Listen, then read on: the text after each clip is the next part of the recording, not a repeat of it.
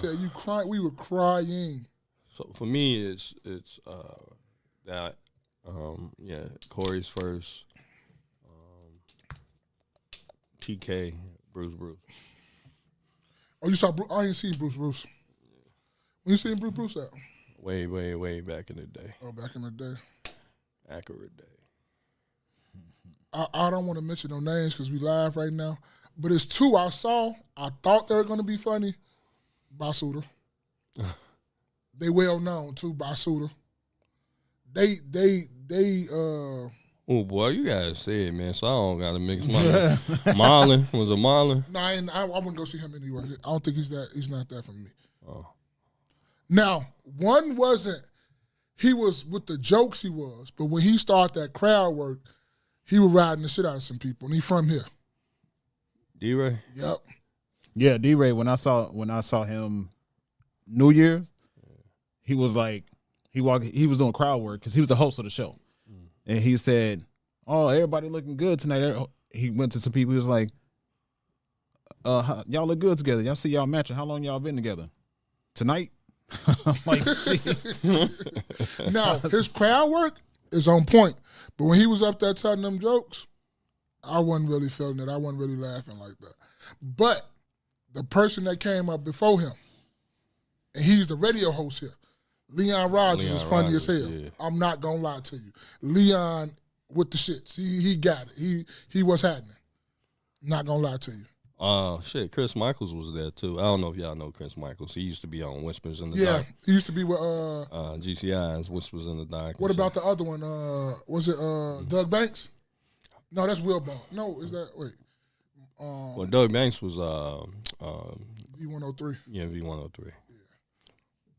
But yeah, another one too that wasn't that funny to me. Mexican got on boots. Oh, for real? He wasn't that funny? Deion Cole was not, no. I don't think. Okay. Deion Cole. I'm thinking you talking about Sadiq. Oh no, I want to go see Sadiq. I want to see Sadiq. Ali Sadiq. Yeah, I was just listening to something before. I thought wasn't he the Mexican got on boots? No, I thought it was Deion Cole. I heard Deion Cole. No, he was the first. So he's the original of it. Oh, I heard he? Deion Cole on the Netflix special said. Okay. That's why I said that. Oh, he stole Sadiq shit because I've been heard that from him. Hey, you ain't listened to Sadiq on YouTube yet? I started to today. It just started playing, but I never really. But I told you about him. I had told you about that 4 parts of the domino effect. I told you about it. I don't remember that. You remember? Man, I'm telling you, when you get through listening to all 4 parts, you're gonna call me and be like, "Yeah, this shit was it." Like you really wanted to go and see him perform this live because I remember how I told you I listened to that going to when I was on the road 65. Listen to that 2 days straight, man. He got it. That shit. To how he started selling drugs, how he got his life together, how his sister passed, and all that stuff, and how how his daddy told him, got him to start selling crack and stuff. Mm-hmm. Shit was happening. I'm not gonna lie. What you laughing for? Daddy got him to start selling crack. Daddy induced him to selling crack for real. That's how he started. That's exactly how he started. So the whole 2 viewers out there, who are you? All the whole 2 viewers out there. Oh, but I did have a question. Let's just get this shit cracking. I ain't sending no invites today, man. Whoever come in this bitch, stay in this motherfucker. Yeah. I like it. All right, though. What is one thing, right, you have a problem with accepting or like kind of like coping with? Like you just accept like it is what it is. Like one thing in your life, one thing you think about, like it could be about yourself, it could be about the world, it could be about whatever. I come back, but death for sure. Right? I mean, just something that you say. You say it again. I'm sorry. I say, what's one thing you have a problem with accepting and like coping with? Proceeding to. Yeah, death. I think you have a problem. I think everybody has a problem when whoever it is that passes away. Yeah.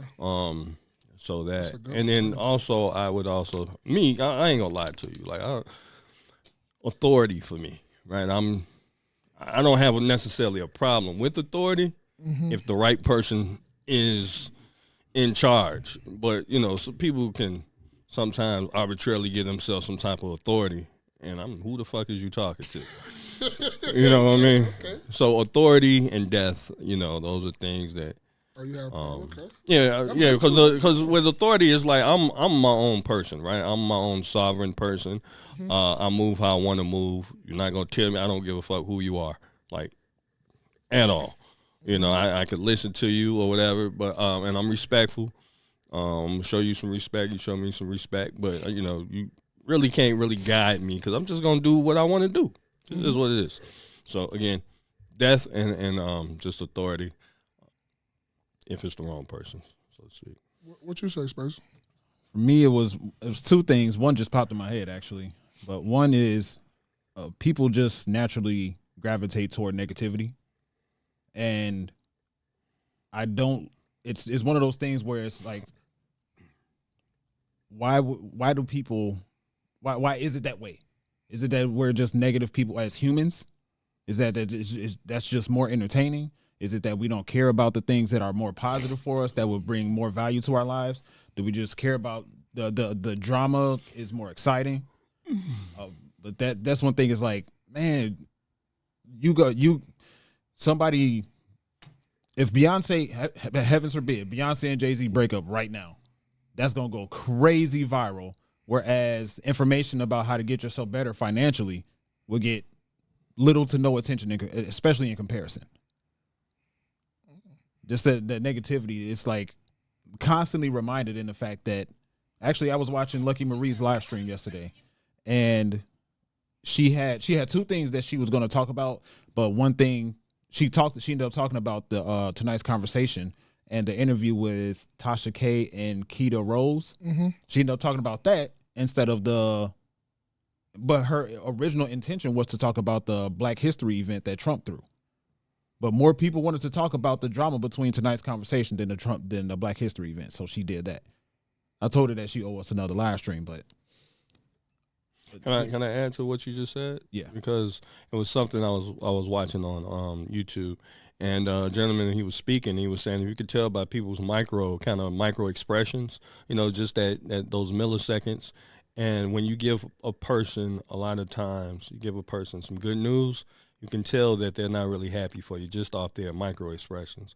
However, you give them bad news, you can tell that they're kind of happy that you got bad news. You know what I mean? Like, so if you tell a person, well, I didn't get that job, just for a split second, you know what I mean? You can tell this might be a slight smirk on their face or whatever, because they realize, then they catch on to themselves that they're, presenting this look to you or whatever. So yeah, a lot. I mean, to go with what you're saying is that a lot of people gravitate to negativity because it excites them versus the positive things.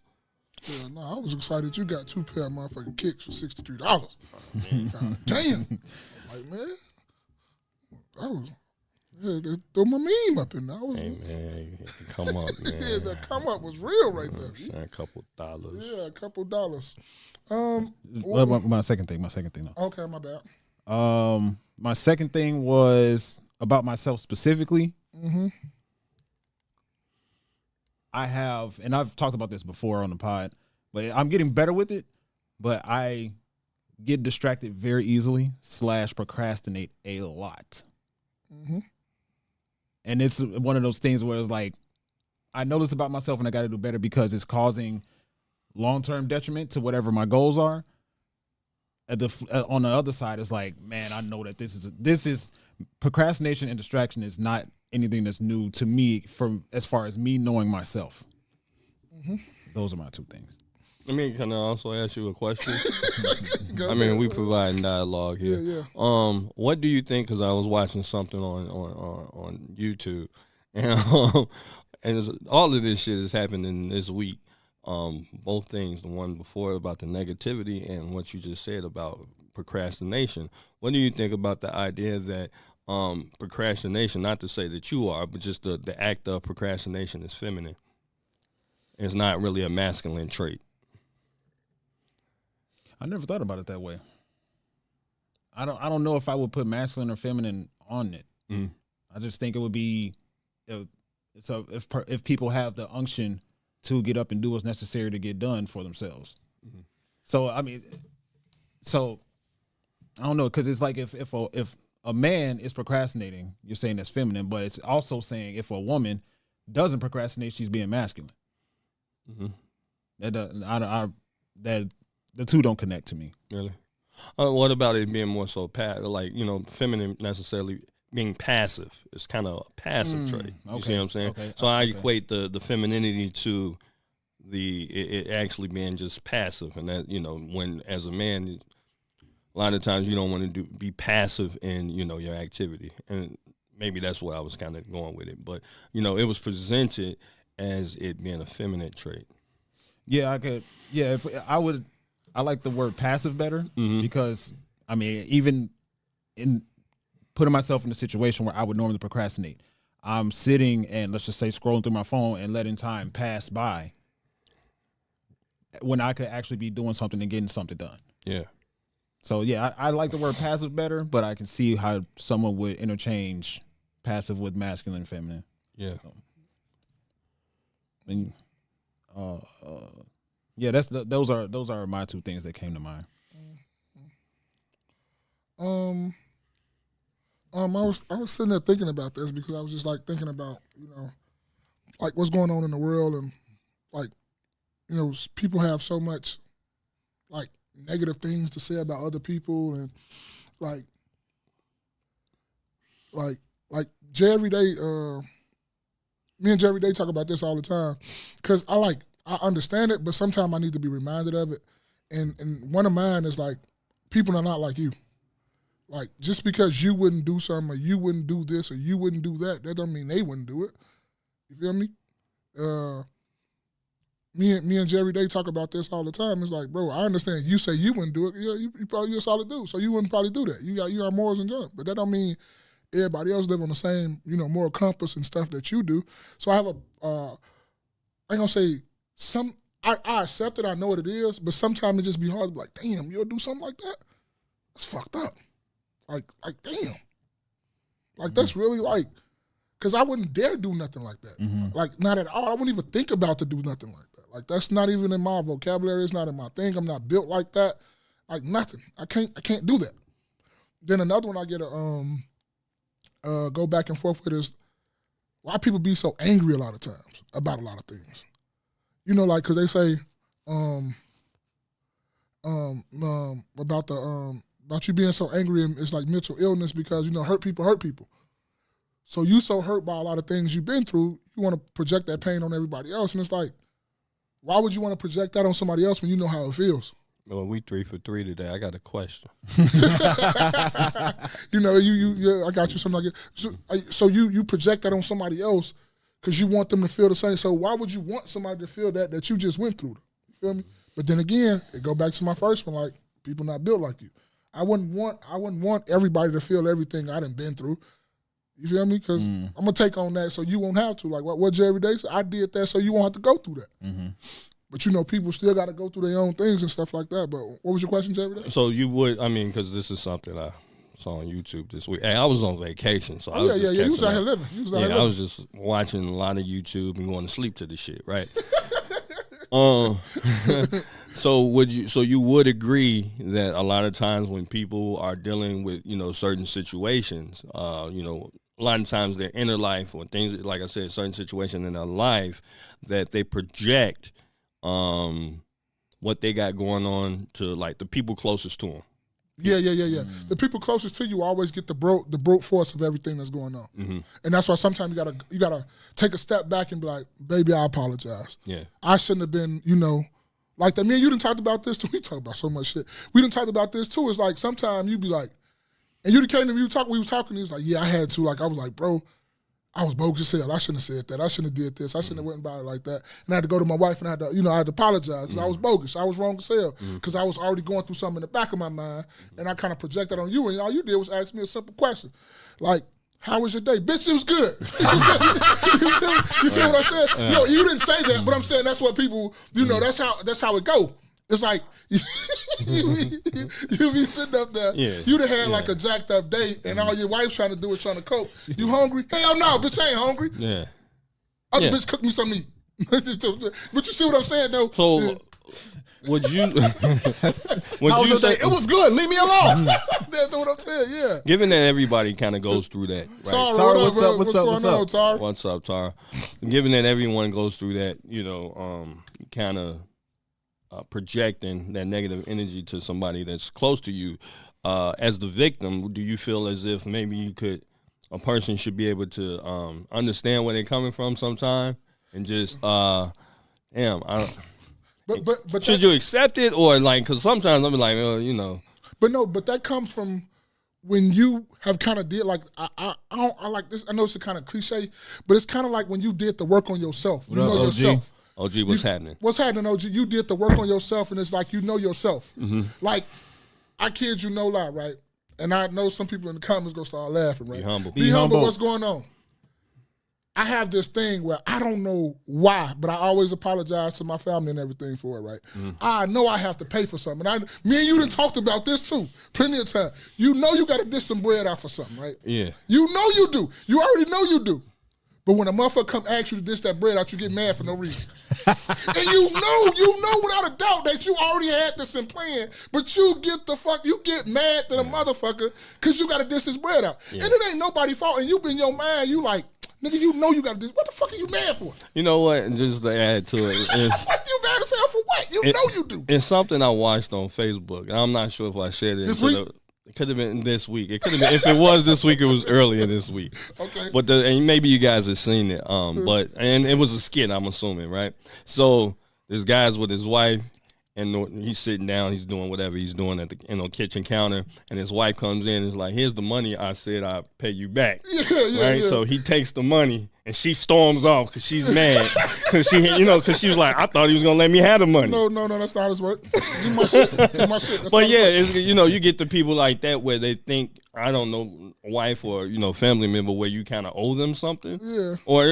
And it kind of goes with what you're saying is that you got to, but you still get mad. But you're getting mad is what I'm saying about it, and it's nothing. And I didn't apologize. Plenty of time, like, because one day my wife, I was supposed to give her something for something, and I say, look, ask me for it later, and I'm not gonna get mad. I told her that I'm not gonna get mad about it. She's like, why would you get mad? I was like, we already talked about it. You know what's going on. You know I be going through some shit sometime in my head, so I'm gonna shut the fuck up. Huh, here you go. That's it. Send a Zelle and that's it.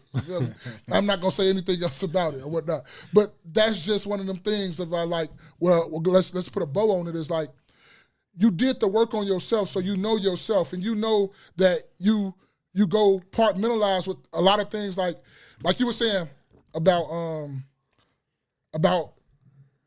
is that like, because I'm losing my train of thought, because you was talking about how I lost my whole train of thought. After these messages, we'll be right back. She come back later. She come back later. You said you were gonna give me some money. Yeah, I said you was gonna give me some money. No, but no, yeah. I told you. I got it right here. Well, you know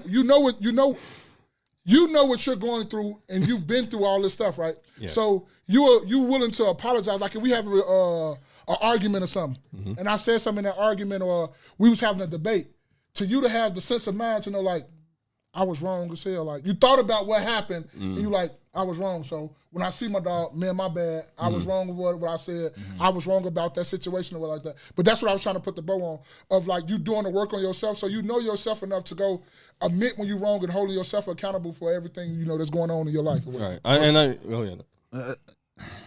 Now that's the thing, right? Because when I hear do the work on yourself, right, and it's so cliche. I don't like it. It's really cliche. And that's the thing, it's right? It's really cliche. That's the thing. Like, what does that work look like, for instance, right? So the example I use, somebody is in a relationship for X amount of time, right? Let's just say 3 years, right? They see each other a whole lot.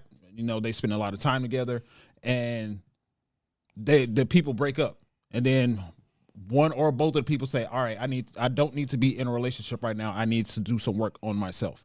What does that work look like? And how do you work on yourself when you're not with people? Well, I think just to kind of answer your question, the the way people don't work on themselves is before they get into the relationship, they're working on themselves. So whatever that is. So if they're reading books, they're, exercising, they're eating well. What happens is you get in a relationship and you become complacent. You know what I mean? You start falling into whatever routine or, just negative habits and stuff that you do. And even though you should carry on those good habits that you had before you got into a relationship, we know that a lot of times people gain weight in a relationship. What they call that, that person's happy. You know what I mean? Happy weight. Yeah, happy weight, right? So there's a lot of bad things, quote unquote bad things that you kind of pick up. And, just to kind of get yourself back, back together, sometimes you got to, go back to the drawing board, reset, get back to, your routine. Because, this, you can kind of see that relationship is only going to, you're both going to have you both probably got bad habits anyway. Yeah. Right? So no person is really helping the next person up to go, or, encouraging the other person, hey, let's go to the gym. Yeah. You know what I mean? Hey, let's eat this, let's do this, let's eat better. Let's, let's read some books, let's spend some time, away from social media and shit like that. So sometimes people really just need to reset. That's why, that's what I think when I need to work on myself and get my mental and my mental, physical, and health game back together. Yeah. But you know what, I want to piggyback off what you said too. That's why when people always ask me about the relationship and about a relationship, I'll say it's two relationships. You have the relationship with your significant other and you have the relationship with yourself. Mm-hmm. You should also do things for yourself while you inside a relationship. That's i.e. going to the gym. That's i.e. doing things by yourself. That's i.e. going to dinner by yourself. That's i.e. taking money and time just to get you right, and because that's part of you with the doing the work on yourself. That's why people always say, oh, you got to know it's two relationships you have when you're in a relationship with someone. That's your marriage, and that's also the single relationship you have with yourself.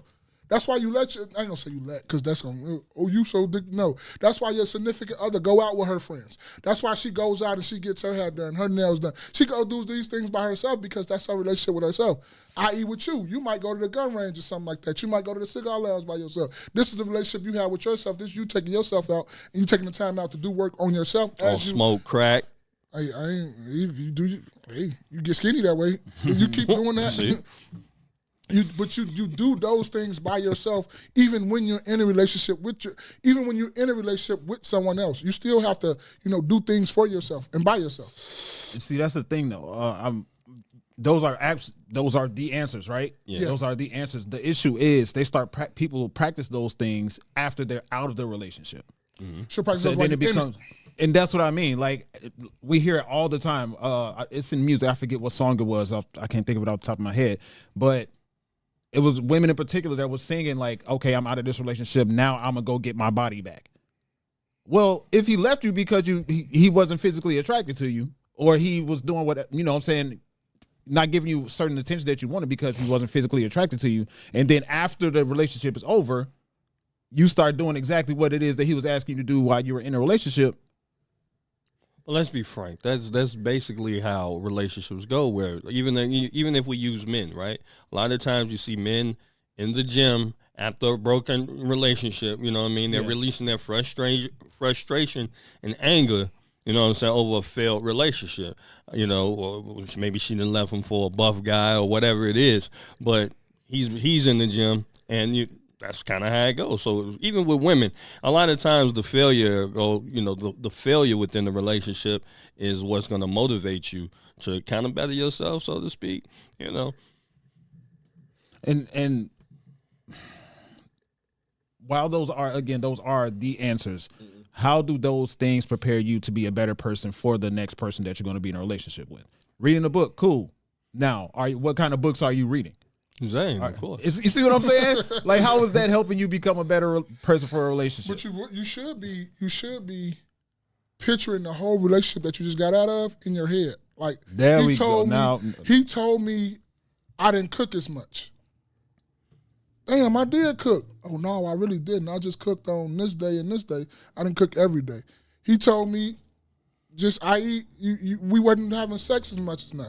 But that's for you to like go and carpool, because you can do that within a relationship and go when your partner tell you something instead of them like attacking. No, we in this thing together. We should be.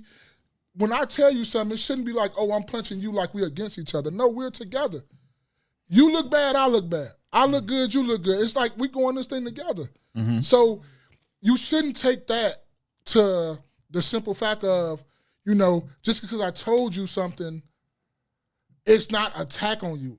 It's trying to get you to be better. Mm-hmm. You feel me? That's why a lot of people like wouldn't say nothing while they in a relationship because they're like, oh, all they're going to do is think I'm just talking about them like that. No, I'm not. We behind closed doors. This is between me and you. Mm-hmm.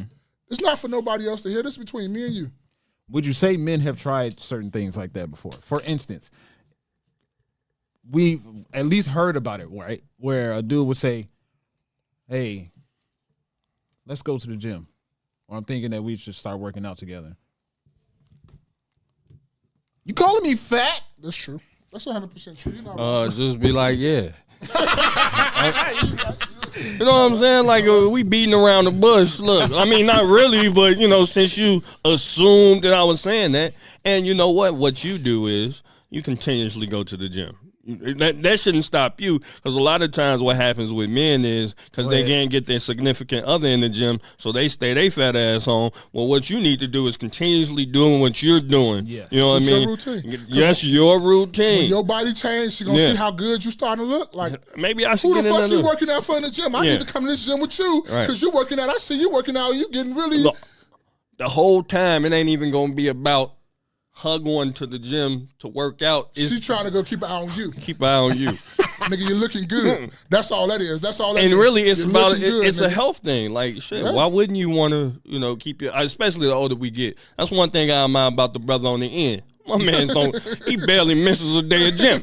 You know what I'm saying? Since I known him, like, I gotta go do something. I gotta walk. I'm just saying, my man's gonna go ahead and do something. He gonna hit that Stairmaster, you know what I mean? He gonna do something. He say, man, he told me one time, man, I'm trying to get my thighs right. I was like, what?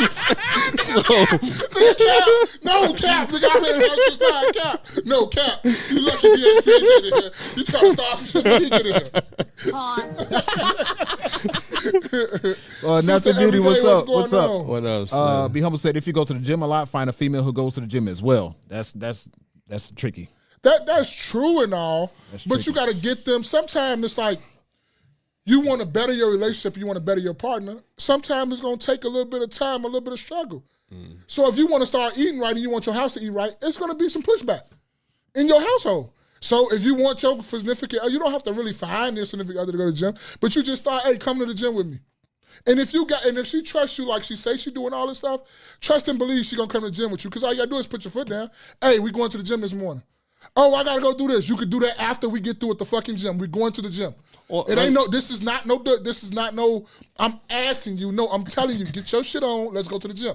Or it doesn't even necessarily, like, you know, because the gym is, a lot of times it could be intimidating to people. Yeah. So it may not be the gym per se, but okay, let's go ahead and walk these blocks. Yeah. Let's go ahead and let's get on this bike. Yeah. You know what I mean? Let's do something in the living room where, you know, they got a lot of little living room exercises just to get her acclimated, you know what I mean? To, you know, just because sometimes people are ashamed of their body in general. Yep. Right? They think everybody's in the gym. Granted, you get the women out there with the TikTok leggings on and shit trying to show their ass. That's what I was thinking about when Be Humble said that. Find someone who goes to the gym. But you also got a group of women that's going to wear the oversized stuff, right? Because they don't want to show nothing, and they're ashamed of their body. Yeah. And, you know, and to a degree, but you know, you got to find that fine line where you're not ashamed of your body, but you don't want to show too much either, because then it becomes like you're sexualizing yourself. Boy, I'm spitting, man. It's bars. It's bars. Hey, DXPH, salute. What's up, bro? What's going on, bro? Damn, Brody. He said 7 people, and I made the only like crazy work. Y'all don't rock with us like they said. I think he came in late, bro. He might have missed. Yeah, bro. He said, stop snitching. What's going on, everybody? It's your favorite after church podcast, the KNoWKi podcast. I am your man, Spaces. Hey, I go by your boy Maul. Hey, I'm your illustrious co-host every day. What's going on, man? How was y'all last week? Maul? Oh, mine was. I've got the probably lightest one this week because Jay every day been on his little ventures all this week. You know, he been walking around here. I ain't know they built that. I ain't know they built that neither. I've been just have vacations. Yeah, vacation. You be just out here just doing whatever. But no, mine last week was pretty cool, man. I've been on the grind, man. It's on the grind time. Like, it's really like the way this economy going.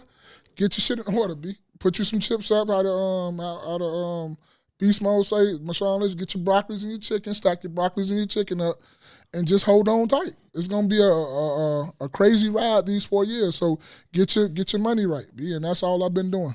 Like, people can sit up there and talk all they want to about this and that. Like, I go to work. I ain't trying to hear what you're talking about. We can talk about that after I go. I'm going to work.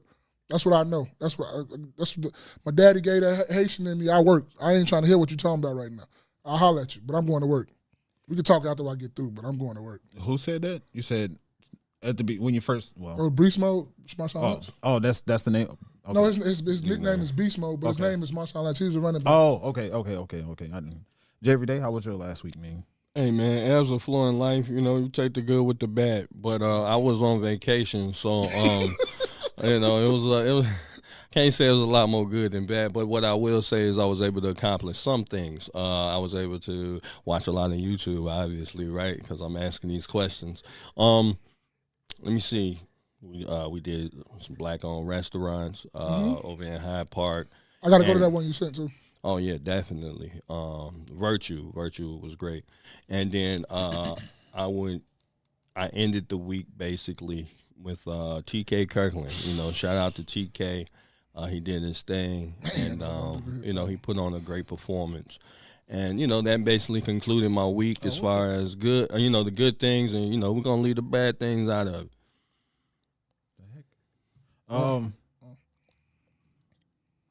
What the heck? That's black on too. Yeah, you went there? Yeah. That's the Italian joint. Hit the button on the side by the light bulb. Oh, that's what I was looking for. Okay, thank you. So. Oh, that's that black on joint? Yeah, so my week was cool. My week was fun. Did some fun things. I saw the Captain America movie. Hey, I gotta go. I'm gonna try to go see it today. Hopefully my son called me today and say they let him off early so we go see it. We might still go see it though. Yeah, it was decent. Decent. That's how you got it decent. I don't want to spoil it for you. We'll talk about it after I see it. Yeah. We'll talk about it after you see it. Jay, every day don't get enough fuck. No, this ain't Batman. I'll tell you this. It is, in my opinion, it is worth the theater experience, but I wouldn't be mad if somebody waited for it to come on Disney Plus or something like that, for them to put on Disney Plus and just watch it that way. Anthony Mackie, did he do a good job? Yes. Okay, that's all I need to know. Because he's a black actor, and I'm rooting for him to get more roles like this. Because everybody always say because he was the Falcon, they didn't really like him. He was worthless and all this stuff. So now that he got actually put on the shield, I'm hoping and rooting that he does well, so he can get more movies like this, and so he get a lot of more bread from Marvel for doing this stuff. Yeah, with his acting in this movie, I don't think it was his acting that for me, that I don't think it was his acting that was an issue. I think it was the script. That was the issue. Kind of bad. Yeah, it could. We'll talk. Give another week or two. We'll talk about it pre-conversation or something. I think the issue. Well, not really an issue. The thing about movies, in the theater, they're better because you do get the theater experience. You know what I'm saying? But I think the real test or really defines the movie is when it comes home to the small screen. You know what I mean? Is it as good as what it was? Because in the theater, you got the loud noises. Obviously, you got a big screen, right? So, it's all the booms and all the extra, sound effects and all this shit. But when it comes home and you're on your regular TV, is this shit still as good? And that's where the story still comes into the play. Yeah, it was. I wouldn't be mad at people saying like don't see it in theaters. It's doing really good though. Because nowadays ain't shit out. No.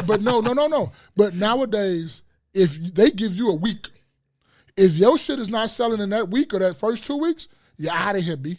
They putting you on Netflix, they putting you on Amazon Prime, they putting you on whoever paid for this movie, they putting you over there, and they're going to make you go in to pay that $15 or whatever dollars on there, and you can just sit at home. But it must be doing good. When movies do good, they get more than a week or 2 weeks. They get damn near 3 weeks now. But you feel me? That's how it's going right now. Yeah, and it wasn't bad. We'll talk later.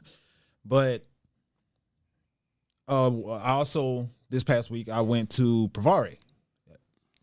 And Provare is a black-owned restaurant. You stay outside spaces. Unintentionally. It's just stuff that come across the purview. I'm like, okay. I'm getting some money. Okay, out south got the restaurants. So It was a very nice spot, very nice, and I seen the vision that the owners. I met one of the owners. I think it was 2 owners. If I'm not mistaken. It was 2 owners for sure, and I seen the vision of what it is that they're trying to do. I think that they're really trying to make this into an upscale restaurant. Now, I don't know why. I meant to ask, but the question slipped my mind. What was the inspiration in the word Provare? Now, they have a meaning. I forget what it was. It's Provare, and then they have a speakeasy downstairs called Privu, Privu, if I'm not mistaken. And that means private in, I guess, Italian. I'm not sure what the original. How often is the speakeasy open? Is it open like every day, or because some speakeasies aren't open all the time, right? So they're open after a particular time. So was it open when you were there? Yeah, it was open. They had. I would imagine by the way that the restaurant is set up that it's open multiple times a week, if not every day. Okay. Because it's additional seating. Okay. Oh, like restaurant style seating downstairs? So when they have the bar when you first walk in, right? Mm. And when you first walk in, the bar is on the left-hand side. Mm. If you can imagine shifting that bar to the right side of the room, that's what it looks like downstairs. Okay. So then they have bar seating on the left-hand side as you're walking through. Now, and that's my one of my 2 critiques from it. It's like we need more booth seating. Mm. The table, the bar table, and the bar stools are cool, but most people that I've come across like booth seating more than anything. Yeah, for sure. Takes up more space though, no? Yeah, it does, and that's why I say I see the vision. Mm-hmm. I see why you don't do it, because you can fit more people in the restaurant. Yeah, by just having the single table, single seats, and all that stuff. Yeah, it was great. The food was great. The environment was great. Great music. Just a couple pictures of the. What's those? Some type of egg rolls? Yes, it was salmon egg rolls. Yeah. Some type of egg roll. Did you watch the surroundings in this one? Yeah. Okay, I'm just checking on you, man. Provari's on 47, right? No. Can't have you out. I have to pull it up. I'm not sure off the top of my head. So you sure you was watching surroundings? So, yes. So I didn't see you in this one either, right? You think so? Let's see. So, he ain't gonna answer that question. Yeah, this was that looks pretty good. It was delicious, man. It was delicious, man. It was good. So when did you go here? This week or last week? Last Friday. Spaces be out here moving like a drug dealer too, dude. Bro. He be moving like a drug dealer. Hey, man. He'll take all these videos and post them 2 weeks later. Like, yeah, nigga, I was out of the country. That's one of the things that just boggles me about people. Like, I know people like the privacy. I get it. But who the fuck is looking for y'all? Like, you know what I'm saying? Like, which is cool, people not posting, but I just always was wondering, like, who the fuck is looking for? Like, I'll post my shit real time. You come to my crib or whatever. Well, it is what it is when I come back. But you know what I'm saying? Or you're somewhere where, okay, if I'm, I don't know, in Boston somewhere and you just magically pop up. Nigga, I know it's a problem. Who's looking? The mob looking for you? The cartel? Like, who's looking for this? You know what I'm saying? Oh, shit. But no, right? What happened was, what I said was Spaces, looking. No, I'm not going to say nothing. I already know what. I'm going to tell a story, but I'm not going to. Oh, okay. Go ahead. You right. My bad. You right. Oh, shit. You right. My bad. I was going to tell a story, but I wasn't going to tell a story. Okay. So did forget. Okay. Shit. But yeah, it was great. It was great.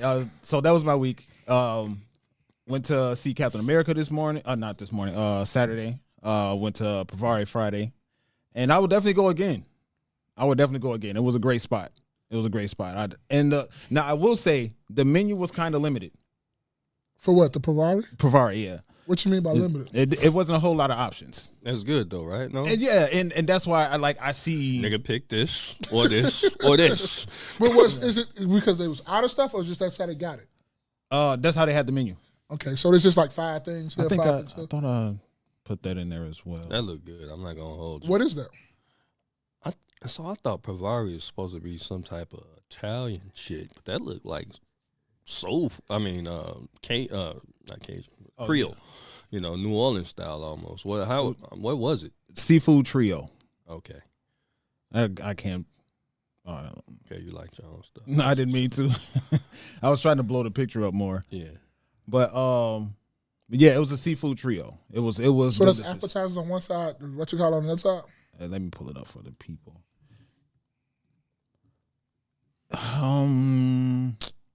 Yes. And the other side, I believe, is drinks of the menu. But this is it on the menu. Yeah, that is limited. That's very limited. That's good though. I like limited. That it doesn't take. It takes a lot of thinking up out of it. Where a person is, well, what you think you go get? How about I get this, you get that.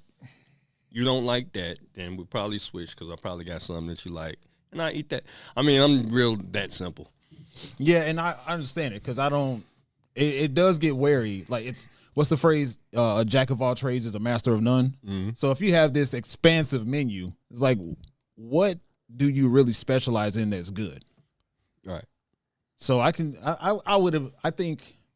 that's a cool menu. I could stand for seeing a few more things on there, 2 or 3 more things. But if they don't change the menu and that's what they keep it, then I'm not mad either. So they had like a seafood. Maybe did they have a beef or black people love lamb chops? Yeah, they had lamb chops on there. That's right.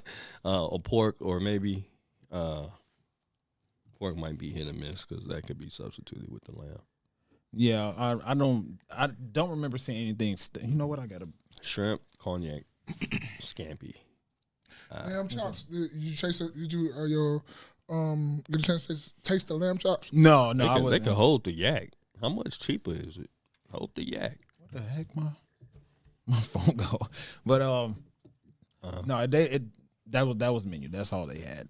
So it was much easier, and that's something to think about when you have an expansive menu. It was much easier to choose what it is that you want. And it's consistency where somebody consistently make the same stuff. You know what I mean? Yeah. Where, we don't have to worry about, I guess, inconsistency. Somebody wants some weird shit that nobody ever gets on the menu. Yeah, exactly. So no matter what, whoever's in the kitchen knows exactly what to do. Mm-hmm. We don't need to possibly mix this recipe up, or it's less of a chance to mix this seasoning up with the next thing or whatever the case. You know what I'm saying? So, yeah, I take out Pavari. It is a good spot. Oh, wow. For sure. How was the prices? I'll give it 3-star. Star or dollar sign? Dollar sign. My bad. Okay. $3 sign. That's not bad. Okay. That's the same I would do with Virtue. Virtue was 3 stars on the dollar sign, or $3 sign. All right, so I want to talk about. You want to talk about this one? We can go. Let's go. Let's talk about this one right here. This one Maul sent us. I was like, oh,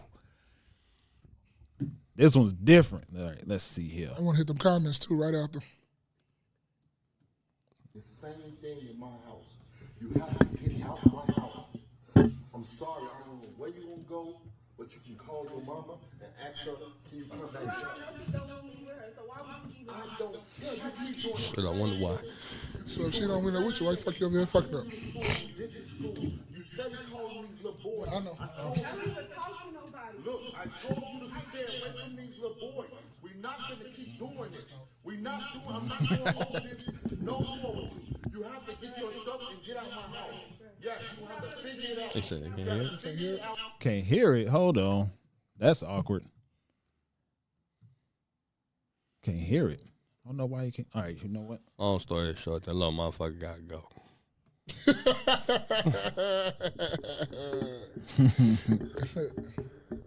Can't hear it. That's going to be a problem. Oh, let's see. Tell you what, anybody else? Anybody else in the clouds not be able to hear it? What you see do? Why not? Press play on it. Put it up. You talking about this? Yeah, pull it up over there. Start it over, pull it up. Oh, this? Yeah. And then play it, right? No, go. You do it.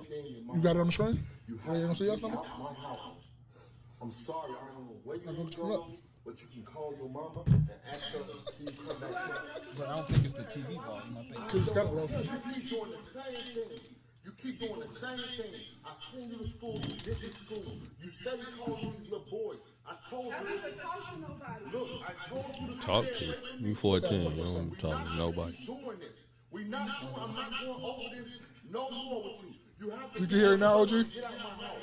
Yes, you have to figure it out. You got to figure it out. I'm tired. Call your mama right now. Call your mama. See, that's your problem. That's your problem right now. So who's recording this shit? You're only 14 years old. Call your mama. See, yeah, you got it. Call your mama right now. You got to get out. Okay, you can see. I'm done. You too Run it back again, real quick. Just come on. Start it over.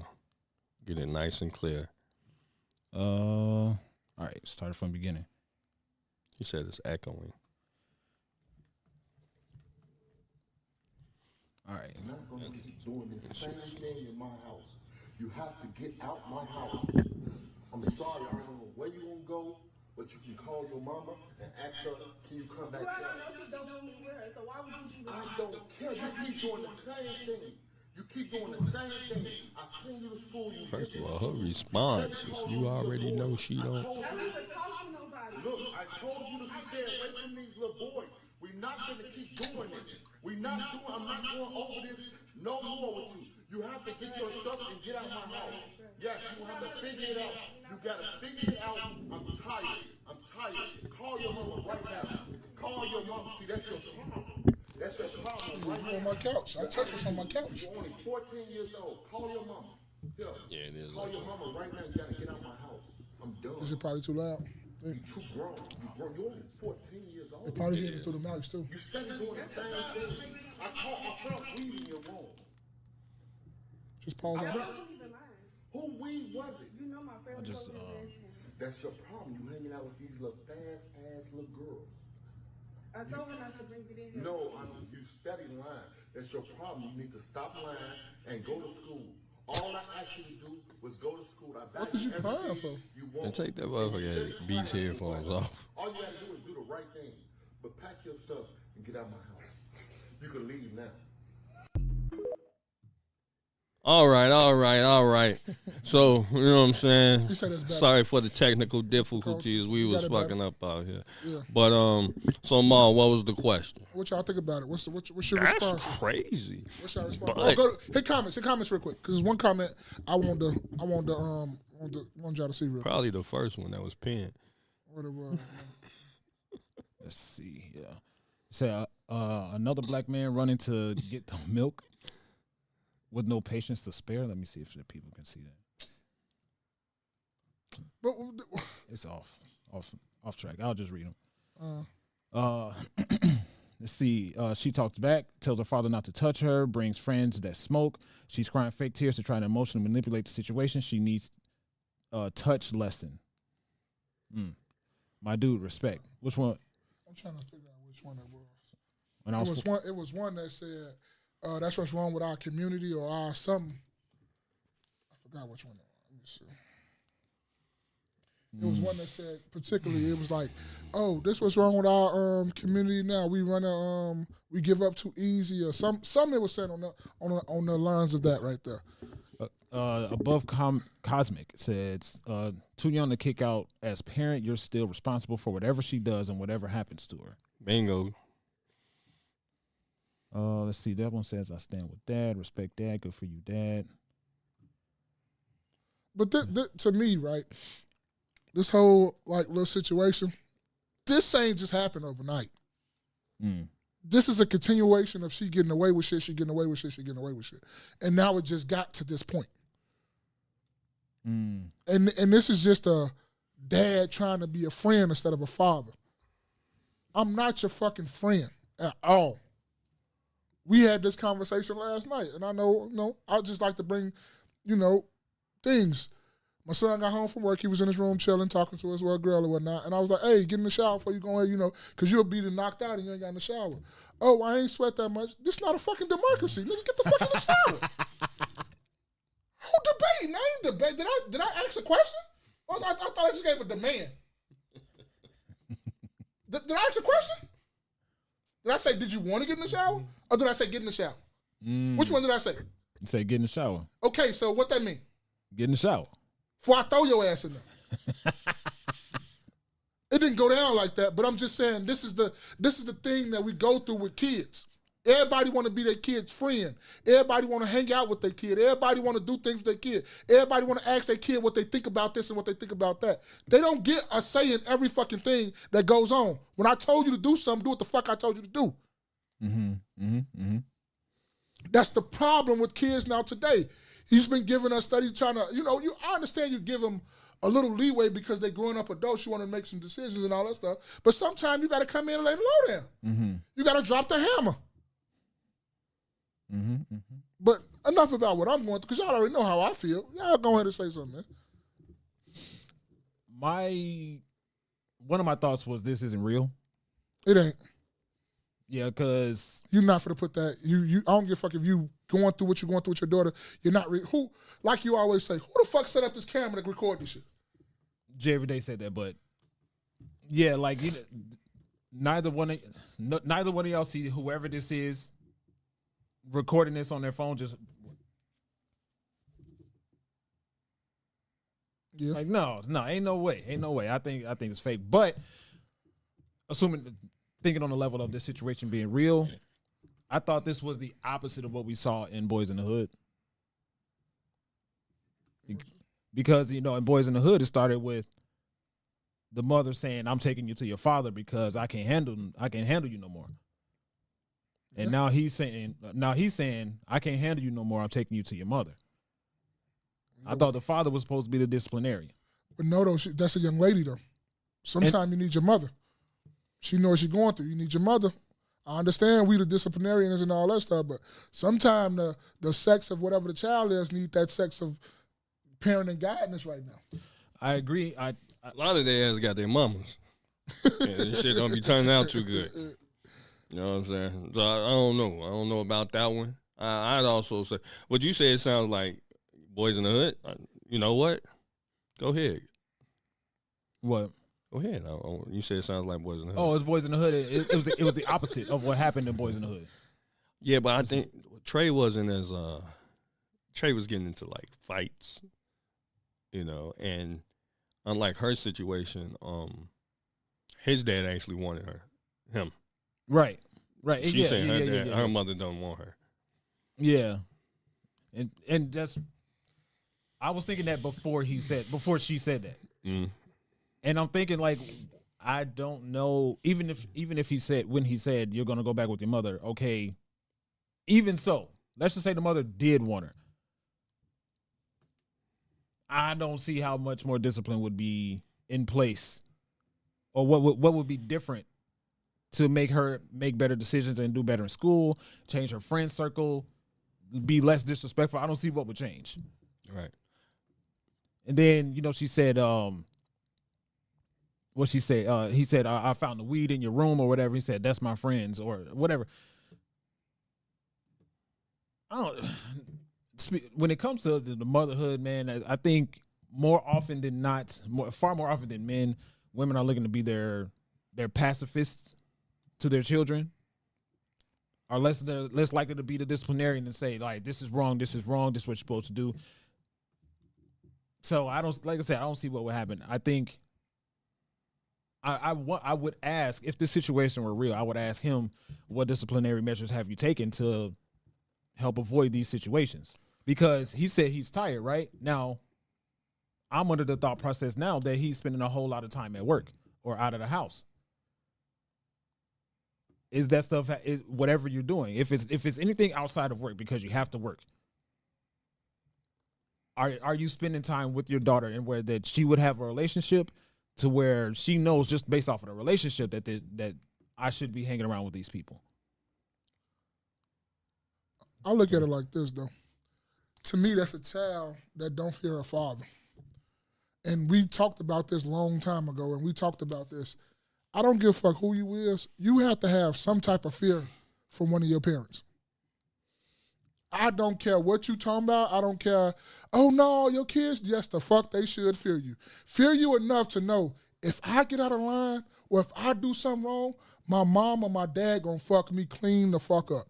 Mm-hmm. And don't care who else. And if somebody say something about them fucking me up, they're gonna fuck them up next. That's just point blank. Kids need to have some type of fear for their fucking parents. Mm-hmm. My mother's been gone since 2003.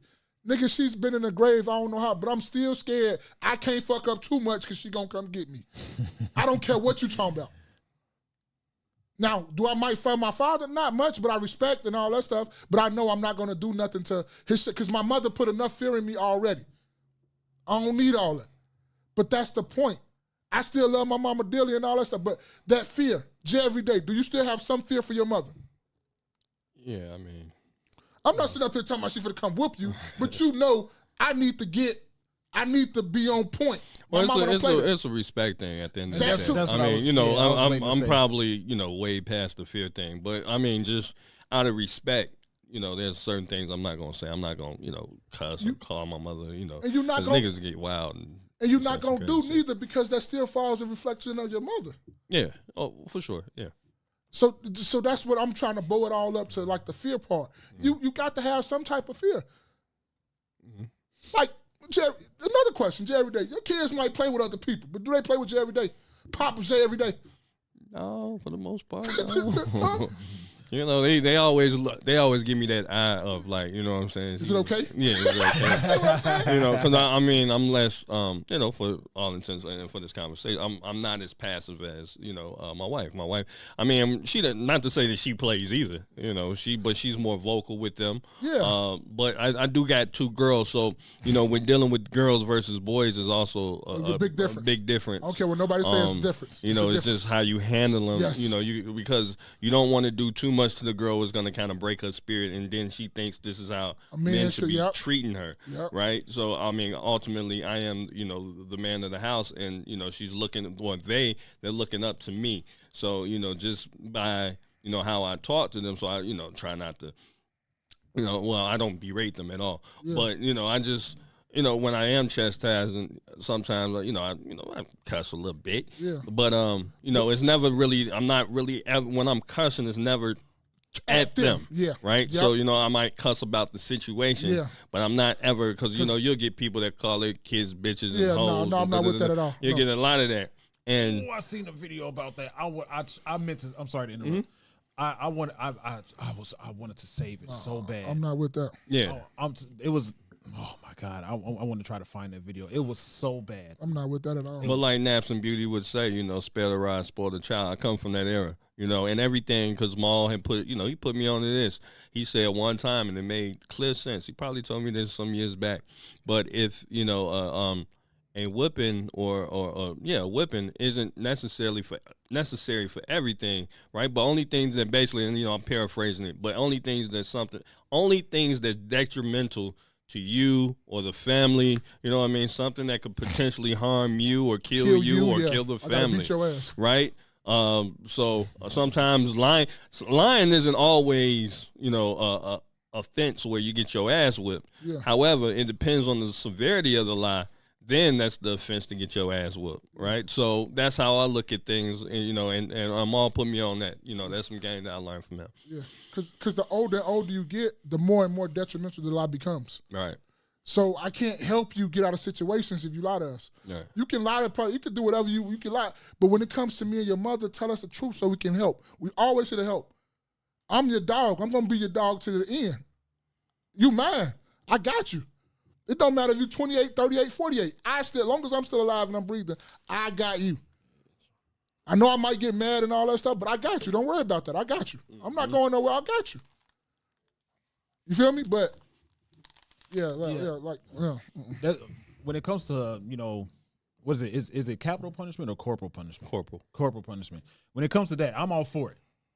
I'm all for it, right? Absolutely. Beating them kids' ass. When it comes, because even on a lesser scale of causing you to potentially die or cause some actual, even on a lesser scale, if I have to keep saying the same thing over and over and over again, eventually you deserve it. Mm. Now, what speaking for myself specifically, it wasn't the whooping that established a level of fear for sure. It wasn't necessarily the whooping that made me learn my lesson from whatever it is that I did. It was that talk afterwards. Or even sometimes doing when they say I'm doing this because I love you. Yeah. You know what I'm saying? It's like It's fucking mental illness, bro. That's that crazy, is. I ain't bro. gonna lie. That is no. a mental. I'm finna need some therapy, bro. Dude, you gonna beat my ass? Gonna tell me you love me? So this what love is? You beating my ass? But it was that talk. What I'm saying? Yeah, like for real. Like I can't sit down, but because of this whooping, but it was the talk afterwards when they like now, the emotions are going crazy. Catching breath, still crying, sniffing, sneezing. You know? You better fix your face. Like you just beat the fuck out of me. How am I gonna fix my face? This shit hurts. Yeah. My mother used to have this thing is when she whoop you, and I guess the belt will snap back and hit her or something, right? She said, you made me hit myself. So now I'm finna get even more because you was wilding on me. You know what I'm saying? You whooping my ass real good. Now, and then you made me hit myself. Mama every day ain't for done. Mama every day ain't for done. Well, she got it. She got it from grandmother every day. Facts. You know what I mean? Go lie, facts. Yeah. So we'll go ahead with the point. My grandma was the truth too. I'm not gonna lie. My grandma was one of them truths. Yeah. She was the truth out here. I ain't gonna lie. OG said, "Not my wife and her sisters with my daughter and nieces. They don't play. They should fear both." That's how it was. I'm not sure. And you should back up. You should back up. A lot of times, men or whoever it is, their wives, so their wife will let the child speak to the husband crazy, or the husband, you know what I'm saying, or speak. You guys should be backing up each other. Where, you know, any time if I hear some kickback, so now you know it's two of us versus you. 2 stories, real quick. I give y'all mad stories about what's going on. I'm at my mother's parents' house, right? So my son is little. He's downstairs. He's talking to his grandfather. And his grandfather hear him say something, but I hear this kid that barely know how to talk to somebody say, hey, yeah. Or his grandfather say, hey, I'm like, what the fuck is going on? Why the fuck is he arguing, going back for it? Nigga, you 4. What the fuck is going on here? Jay, come here. One time, nigga, he's heard Jesus. Jay upstairs came to see what I want. He come upstairs, he comes to see what I want. I say, what's going on? Well, Papa, I say, first of all, you're 4, 5, whatever fuck you is. You don't talk. When he tell you to do something, you get the fuck done. If you don't like what the adult told you to do, you go ahead, you bypass that, you come to me and your mama. Me and your mama handle it. You do not go back and forth with no adults. I don't give a fuck what it is. I don't give a fuck if you want to speak your mind or whatever. It's ways to do things, and that's not a way that we're raising you. Come holler at us. We'll fight your battle for you. You don't go back and forth with adults. It's a respect thing here. Now, a lot of people might raise their kid and be like, oh, they can speak their, no, you don't speak your mind, like, because kids don't know how to speak their mind properly without being disrespectful. So you don't go back and forth with an adult. You don't like what he said, you come tell me and your mama, or you call me and your mama. Me and your mama handle that battle. Mm-hmm. Then another one. He was in that going with his mama or whatever like that, and he say, you're not my friend. I heard him say that. I said, what the fuck you say?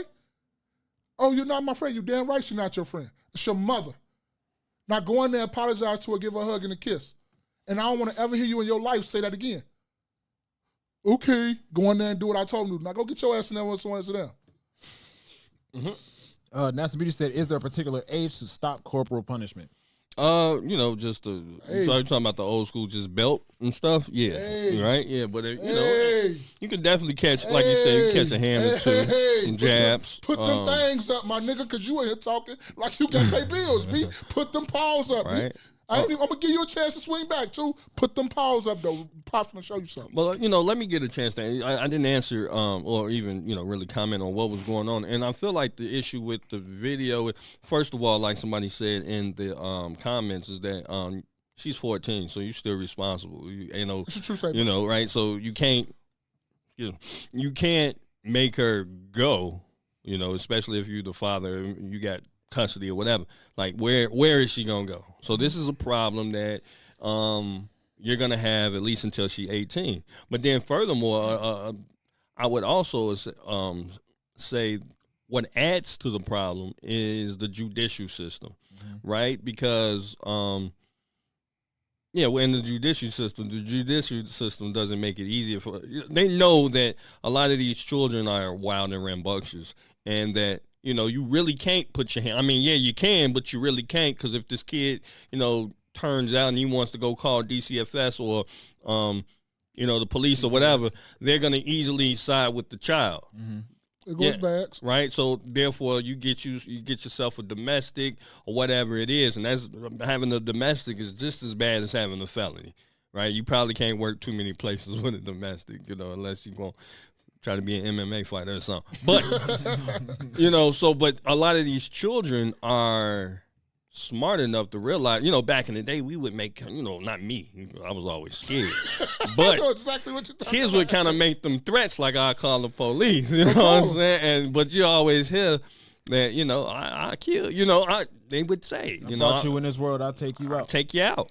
And It's you not- won't even get the 9. You'll get the 9, but you won't get the 1 out. Or Man, the other look. 1 out when I get through with your ass. Yeah, I calling the police never even ran. Even though I was getting my ass whooped, and I didn't get it a lot. I'm not saying I was out here getting beat, but I calling the police on my mother because I was more scared to what was going to happen to my parents more so than them getting chastised through the law. So I was more so worried about them because I got my ass whooped, but I don't want nobody taking away my mother at the end of the day. I also think that given the abuse, because there had been abuse in the 60s, 70s, and 80s, and, shit all the way up until now, is the reason why you do in states like Illinois where you get these kind of strenuous laws that kind of prohibits the parent from, really putting in that corporal punishment work on their kid. Because a lot of times you do get parents that will go overboard, right? You got a situation I seen earlier this week, right, where a woman... I forgot what state. Oh, it was in Seattle. Yeah. Right, so it was in Seattle. She Whooped her son 1,000 some lashes with a telephone cord or something. She took that right? shit to heart. Basically unaliving the son. Right, she thought it was, but that's going too far, obviously, right? When you unalive your child, so that's why you do have these certain laws that when kids, because you get a lot of rambunctious kids, but then you can't really circumvent the laws because parents on the other side of the game have, really taken advantage and really, caused some detriment to the kids. Absolutely. And that's so. When I was thinking about actually OG, he talked on it. He said, you don't want to disappoint them, and that's what I was getting at when I was talking about that talk afterwards, because now, while the emotions are, for lack of a better term, raw, right? Now that you're doing all the sniffling, they want to talk to you and explain to you how bad it is or whatever it is. This is what happened with me. They talk to you about how bad it is, the decision that you made, and the things that could happen should this behavior continue. That smoking, you would have been got cancer. I remember your smoking story. See, people don't know. You got a whooping for smoking. That's crazy. You know what happened when I got caught smoking? I was 9. Finish that. I was 9. My mother, she Finish that. made me inhale. These virgin lungs at 9 years old. Finish that. Wow, that was worse than the whooping. Yeah, I couldn't that. even breathe. I'm kind of light skinned myself, so I was red. Like what I'm saying. Finish that. But it's all. One thing that I really think about when it comes to relationships, like what we just saw in this video and stuff that we may see on social media, stuff that we may see in real life, is what is the relationship like? And I mean, relationship is how often do you interact with the child? How often are you having actual conversations with them past how was your day? Yeah. What do you know about what they're into? What kind of clothes are in? What kind of things are they watching on YouTube? Or are you just allowing electronics to raise your children? Yeah. Because we see the more prevalent electronics are in the house, a lot of times the worse the mentality of the child is. You know what I just go back and forth to? Fuck all that single parent shit. We need 2 parents in these households. And that's what somebody has to work, because I'm gonna be the first to say I'm always at work. Yeah, I was gonna co-sign. I was gonna say somebody gonna have to work. Yeah, somebody got to work. So I'm always at work, but I guarantee you I know what the fuck going on. I know where my child at. Right now, he's at goddamn at work because I dropped him off. And guess what? I'm going to pick him up. If I'm off work, guess what? My wife say, nigga, nah, it's your turn all this week. You might as well clear your schedule because you're going to waste your gas and you finna drop him off and pick him up at whatever he got to do. And guess what? When it's football games is, I'm there in the stands. I don't give a fuck if they getting beat by 105. I'm there the whole goddamn game. So I can talk shit, boy. You know you got beat by 105, man. But no, though. But this is what it is. That's why I don't believe in that single parent and you just having kids and got kids out here running around and all. No, we need 2 parents in these households. Because Even if he's a single father, right? If he's a single father, you need money. So who is that with the kid? You feel me? Right. So we can talk all this stuff about, oh, he's a single. No, I don't believe in that single father. Stop having kids with just anybody and everybody unless you're going to be with them. And we can bring these kids up in these 2-parent households. I don't believe in that shit. And that's what I was thinking about while I was watching the video as well. It's like, where's the mother and why are y'all not together? Probably for the same reason why the little girl. I mean, I was thinking the same reason why the little girl's giving the father the fits. And, what came into my mind is that she was giving the mother the fits. And then the mother, this is just, I'm not sure, right? So she passed them along to the father. The father said, I'll take her on. And now she's giving him the fits. But do you think she's probably acting out because of the mother and the father's not there together? You know what? If it could be possible, right? Yeah. Don't know how long they've been separated or not together. But I've always felt like that's just kind of a weak ass excuse, right? When people say like, "Hey, you're finna destruct your life," right?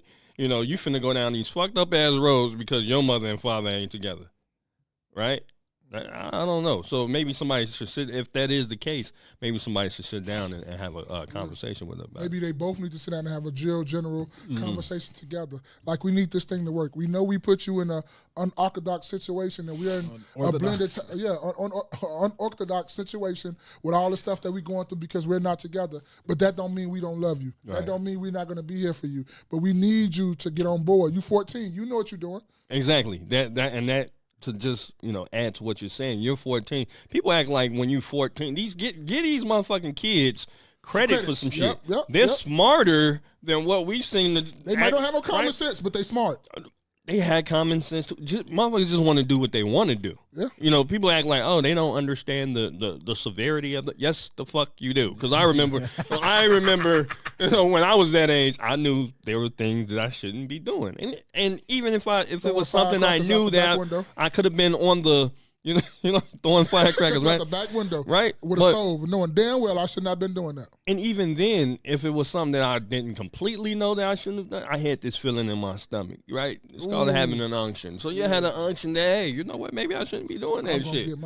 I might get my ass whooped, right? That's the feeling you get when you bring home that bad report card, right? You know what I'm saying? Yeah. When you had to bring home the report card in the little brown folder, you know what I'm saying? Like you almost had to shit because I was just gonna say that I ain't ate nothing all day, but you got to shit. Now you got to shit. You ain't ate nothing, but you got to shit. Why you got to shit for? You knew the severity of the situation. You know what's up. Right, so I mean, when you go ahead and you out here smoking cigarettes, you out here smoking weed, smoking crack. Hey, they were smoking crack. What my man say, Morgan? You smoke crack, don't you? All right, clearly they was smoking crack. But so you know the severity of the situation. You know you ain't out supposed to be out here fucking. Right? Let's just keep it a bean. You know what I'm saying? Because you're 14 years old. You out here dealing with the boys. And then what? You get pregnant and I'm supposed to raise the little motherfuckers too? Little motherfuckers. No, that's keeping it in the bean. Because that's how you're going to feel. Right? That's how you feel, right? But you're going to have to raise that your child's child. Them shades hidden. Yeah, I like them. The Cartiers. Them shades hidden. You know what I'm saying? He from Detroit, so them Cartiers, you know what they is, man. But yeah, man, that's one of the things I was thinking about, and you guys beat me to it, was the parents need to. I would wager, if this being a real life situation, that she's been passed back and forth between the mother and the father. Mm-hmm. So instead of them coming together and saying this is how things are going to go, this behavior needs to go. Blueprint. Yep, you ain't lying. Even if they're not together, which we should have a universal set of rules. There's certain things on a micro level that'll be different when you come over here versus over there, but on a mass level, yeah, we got some 10 rules that everybody's gonna follow over here. That's OG said my mom used to say, "How you gonna call them? Not with my phone." That's facts, man. That's facts. But it's just, to me, it's just that I think we're in a day and age where a lot of parents want to be friends. They scared not being liked by their kids. They scared that this phase of they not liking you gonna last forever. But when you get grown and when kids get grown, like right now, I graciously appreciate everything my mama did because she set me up to be a nice. I'm not gonna sit up here and say I'm the perfect gentleman, the perfect man, but she gave me some groundwork and some ground rules to where like I see why she did that. I see why she said that. I see why she said this. I see why she had this in place. They might not like it now, but they'll see it in the future when they get a little bit older. It's okay. Shit, I like going to work, but I don't like going to work, but I got to do it because I got to take care of you. And I got to take care of my family. So it'll be all right. I say also just in general, for fathers and mothers alike, is that you got to lead by example too, right? So it's just not words, and also some of y'all parents just you talk too motherfucking much where you want to sit up here and tell motherfuckers what you used to do. The kids ain't got to know all that shit. You know what I'm saying? That's not none of their fucking business, right? That's a fact. That to me is trying to be the fucking friend. That's a fact. I used to do that shit too. Fuck all that. I used to do that shit. You don't do that shit. And do as I say and not as I do. Right. Or I'm going to fuck you up. But also, you do want to lead by example because a lot of times, like with anything, we learn through osmosis, right? Ain't that what they say? Where you learn just by kind of watching. Like, so my pops, he would go to work every morning, right? That's something that I knew. He's an early riser. I'm not so much an early riser like him. But you ain't go to work. But I'm gonna go to work, and I'm gonna be on time for the most time, right? So that's something that I picked up from him, and something I picked up from my mother is actually being kind of a stern parent, right? I knew. Kind of what I knew what I want for my children and what attitudes and stuff that I didn't want to be displayed. Just something real simple, right? As much as I can tell my son has his own room, the girls they share a room, but as much as I can tell my son, hey man, put your shoes up, I can tell him and he line your shoes up or whatever it is, and he'll do it when I tell him to do it. But, the thing is to do it when I don't have to tell you to do it. Right? So sometimes, of course. So a lot of times, like, I'm moving throughout the week or whatever. I'm moving around. Shit get misplaced. Not misplaced, but shit kind of get thrown out throughout the week, right? Yeah. So, but when I have time to, put my shit up and line my shit up real good, he sits back and he sees, oh, shit, that's kind of nice. And then guess what? He follows suit. Yep. You know what I'm saying? He sees. So what I'm basically saying is that, your children are actually paying attention to you. So it's not always about, it's not 100% about what you're going to say. It's about what you're doing as well. Yep. Lead by example. Yep. Exactly. Because guess what? When he see you smelling good and looking good, what he do? Oh, he want to be like that. Yeah, he go get some of that too. Yeah, you keep your shoes clean and you tuck some of them. I smell good. Yeah, and he don't get the cheap shit. He get the most expensive shit in there. Oh, yeah. Got good taste. Yeah. You feel me? But that's just how it is though. They do lead by example. You think they don't? Like I know I done told y'all this story plenty of times. Like my son would be in the car with his mother, and she'll give him the aux cord to let him put his thing on. And when I tell you, you would think this boy is like 35, 40 like me. All he listens to is Jeezy. All he listens to is R&B. And you listening to songs like, one of his favorite songs is All I Ask of You by Raphael Sadiq. You like, nigga, what do you know about that? Mm-hmm. Oh, that's what Pops listen to. Well, that's what you listen to. Every time I come up with some new lists or something, he's confident. He's Shazamming it. He's trying to put it on his own and on his own. Like, so kids are looking at you and they are following suit. You might think they're not, but they looking at everything you do. Mm-hmm. And they want to be just like you. They might not say it, but they want to be just like you. And just also the piggyback and just, so we can clear this.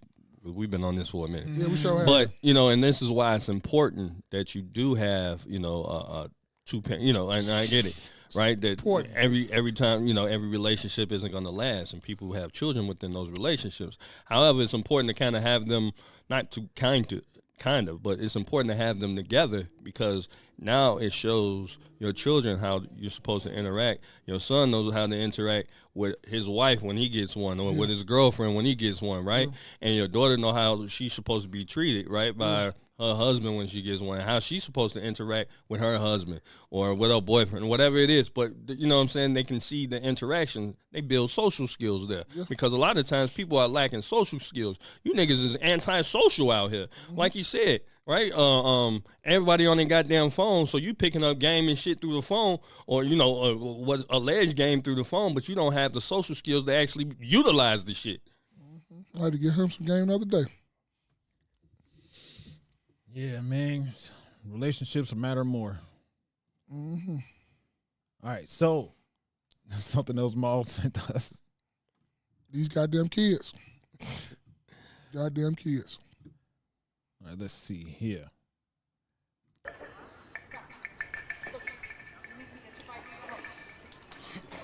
What the fuck is that? I would have been them off this little motherfucker.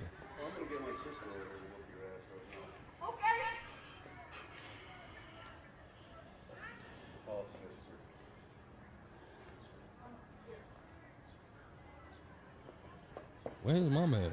I was thinking that. Where's daddy? Mama.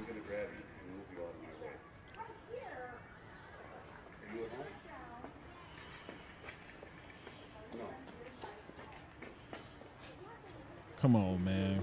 Everything's gonna be explained at the end of the video.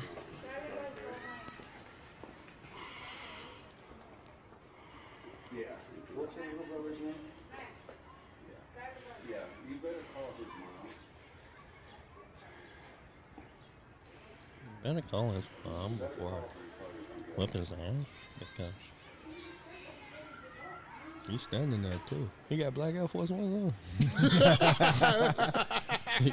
he exuding that type of energy.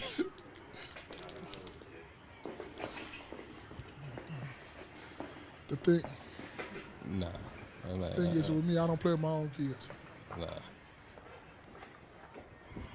I wouldn't have been this slammed him. Move and walk. What? Oh no. Where's another adult at? What? Who the fuck? Yeah. No. Oh, not green shirt. Want to get into it? Yeah. Nah, B. Fuck on. For the stand YouTube. Let me see these comments, man, because this little motherfucker. No. It's getting gonna on my nerves. keep going. Because it's gonna explain everything what happened and why. All I this can't happened. hear. It's a why? And I called him, and then they start cussing, telling him MF you and all this, that, and the other. Yeah. And then so I told Sean, because Sean runs the place. Okay. So I told Sean come out here and get this kid, because he just kept running around here. Little boy in the green should have stomped him out. He tell his kid to get out of here.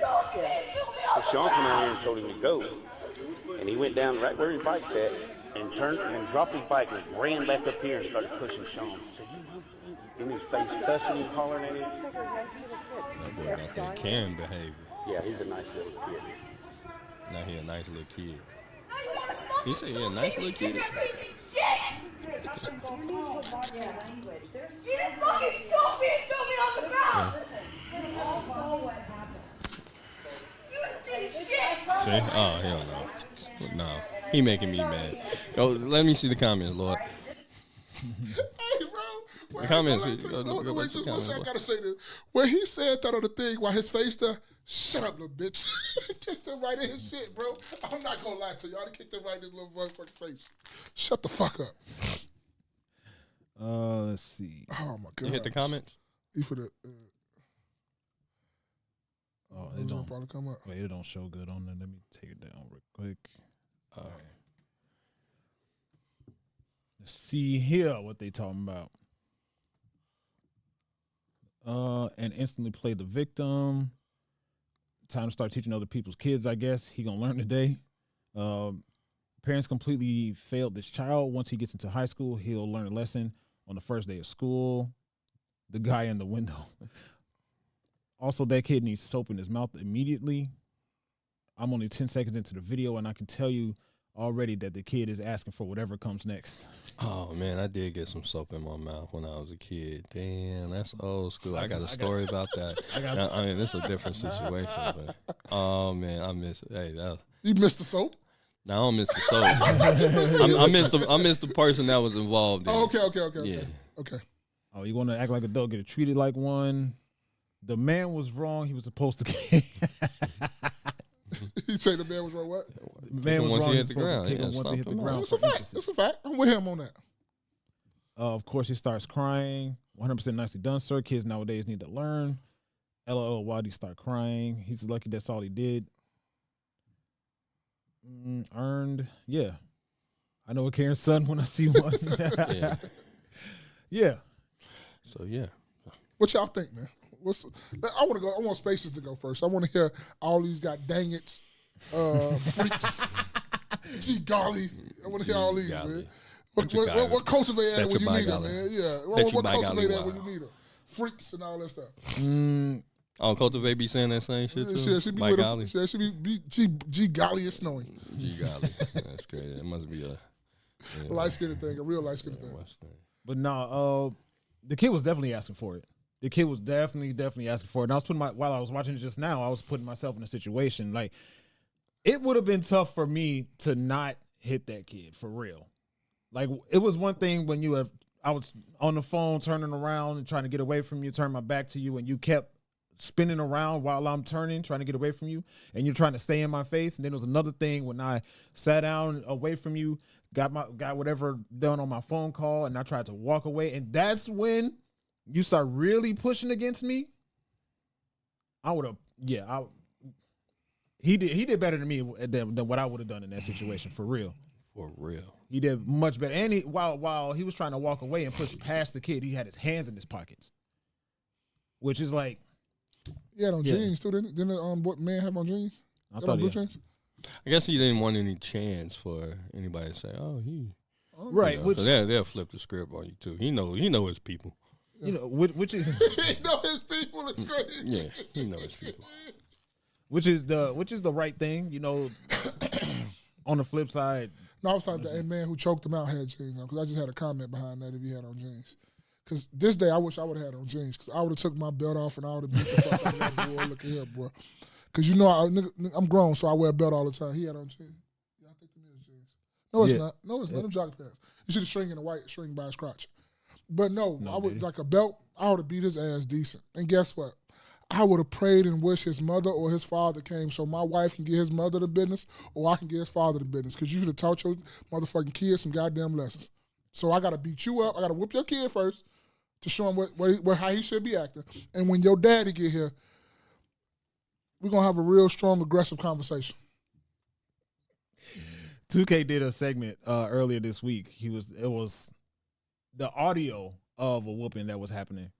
It was like, Yeah, I'd have had to whoop his ass. I ain't gonna lie to you. I'd have had to take out my belt. I would have beat him, yeah. In front of everybody, too. I'm talking about old school style. One hand up, other hand tearing that ass up. like Lil Chris on Friday. What? Straight, what? No Diddy. Straight all, what? Yes. I'm gonna whip that ass, boy. Nah, man, I'm curious to know what is going to come of the man in the situation, because at the end, that kid hit him 3 times, and on the 3rd time, he was aiming at his face. And that's when the man was like, all right, that's enough. And he retaliated, grabbed the kid by his neck, and threw him on the ground. You let it get too far. And that's how you let people. You'll get people to say, "Well, he doesn't know the severity of this." I ain't trying to hear that. Right. I'm not trying to hear that. He doesn't know. I ain't not trying to hear that. I don't think he understands. No, I definitely at the most I would have done.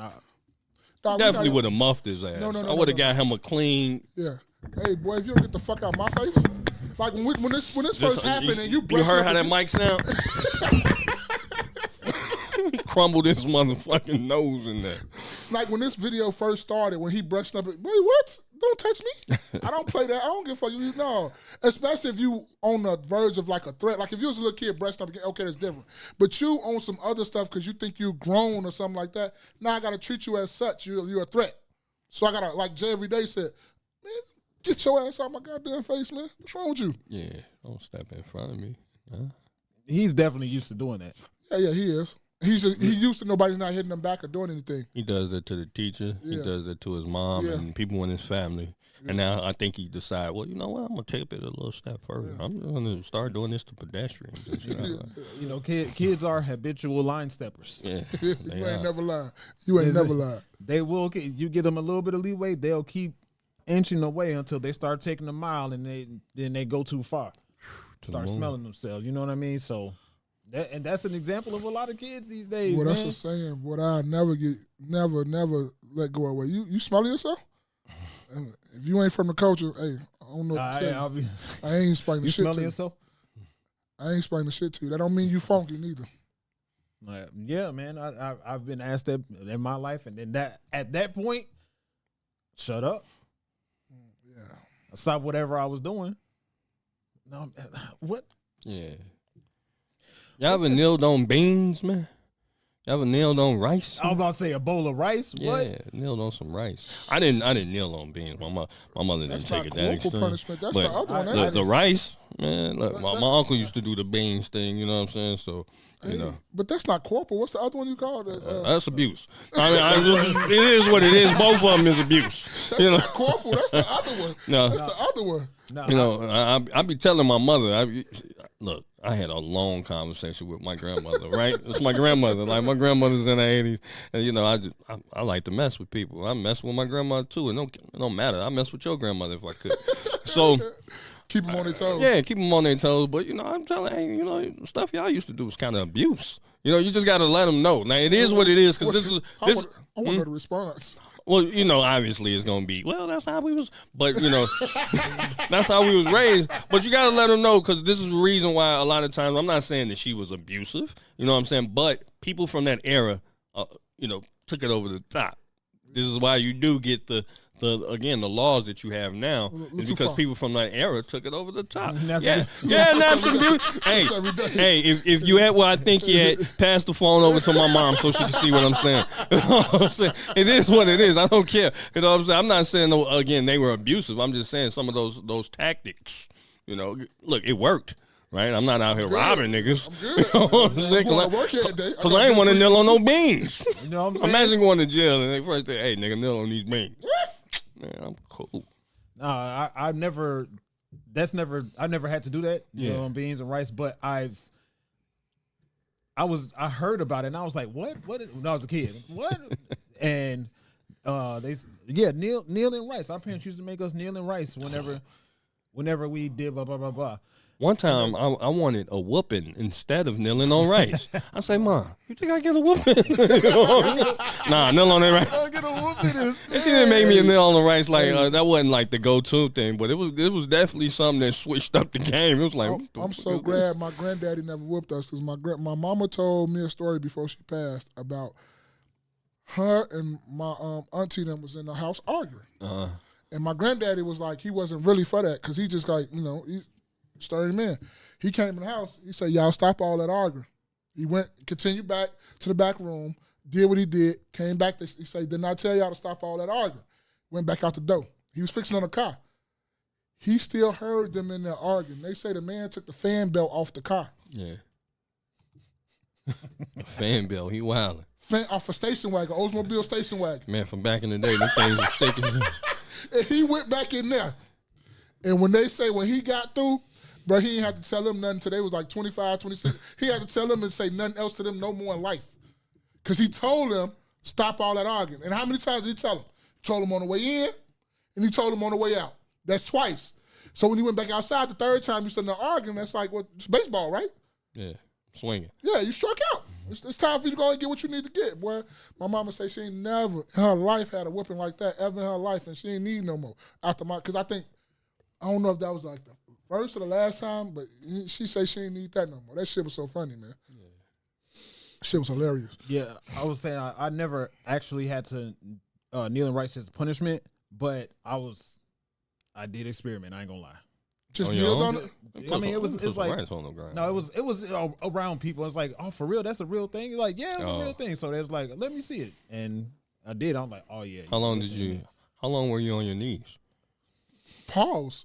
Pause. No Diddy pause. I mean, it was in the context. It was in the context. You was in the context. Just saying. My man said he wanted to learn and feel how it was to be on his knees. Yeah, we need to have this conversation on some rice. Because if you'd have just went straight through and answered, that would have been wild. And that's what he was looking for you to go straight through and answer. And he's like, yeah, let me chop that up real quick. No homo, man. You know what I'm saying? Do I got to say that? I mean, damn, we're in 2025. You know what I'm saying? He went back to the no homo with camera. Yeah.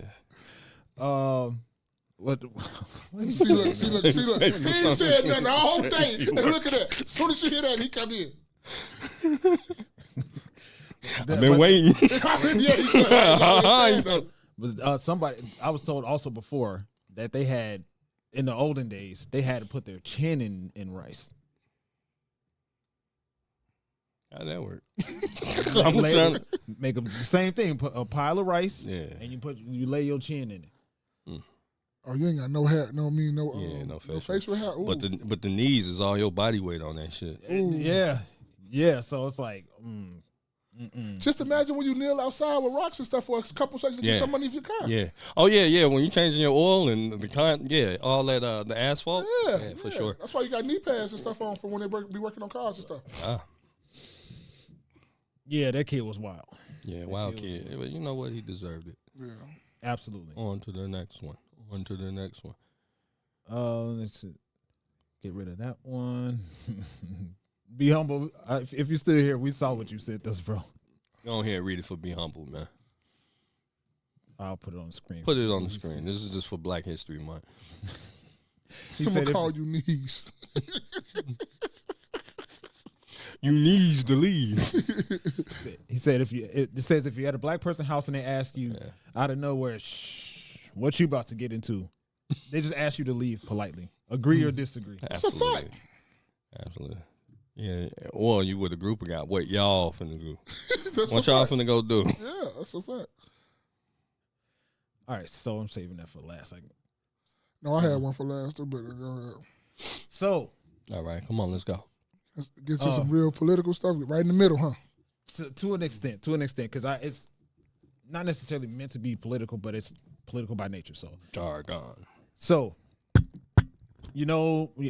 Trump and Tom Homan in particular are going crazy with the deportations, going crazy with it.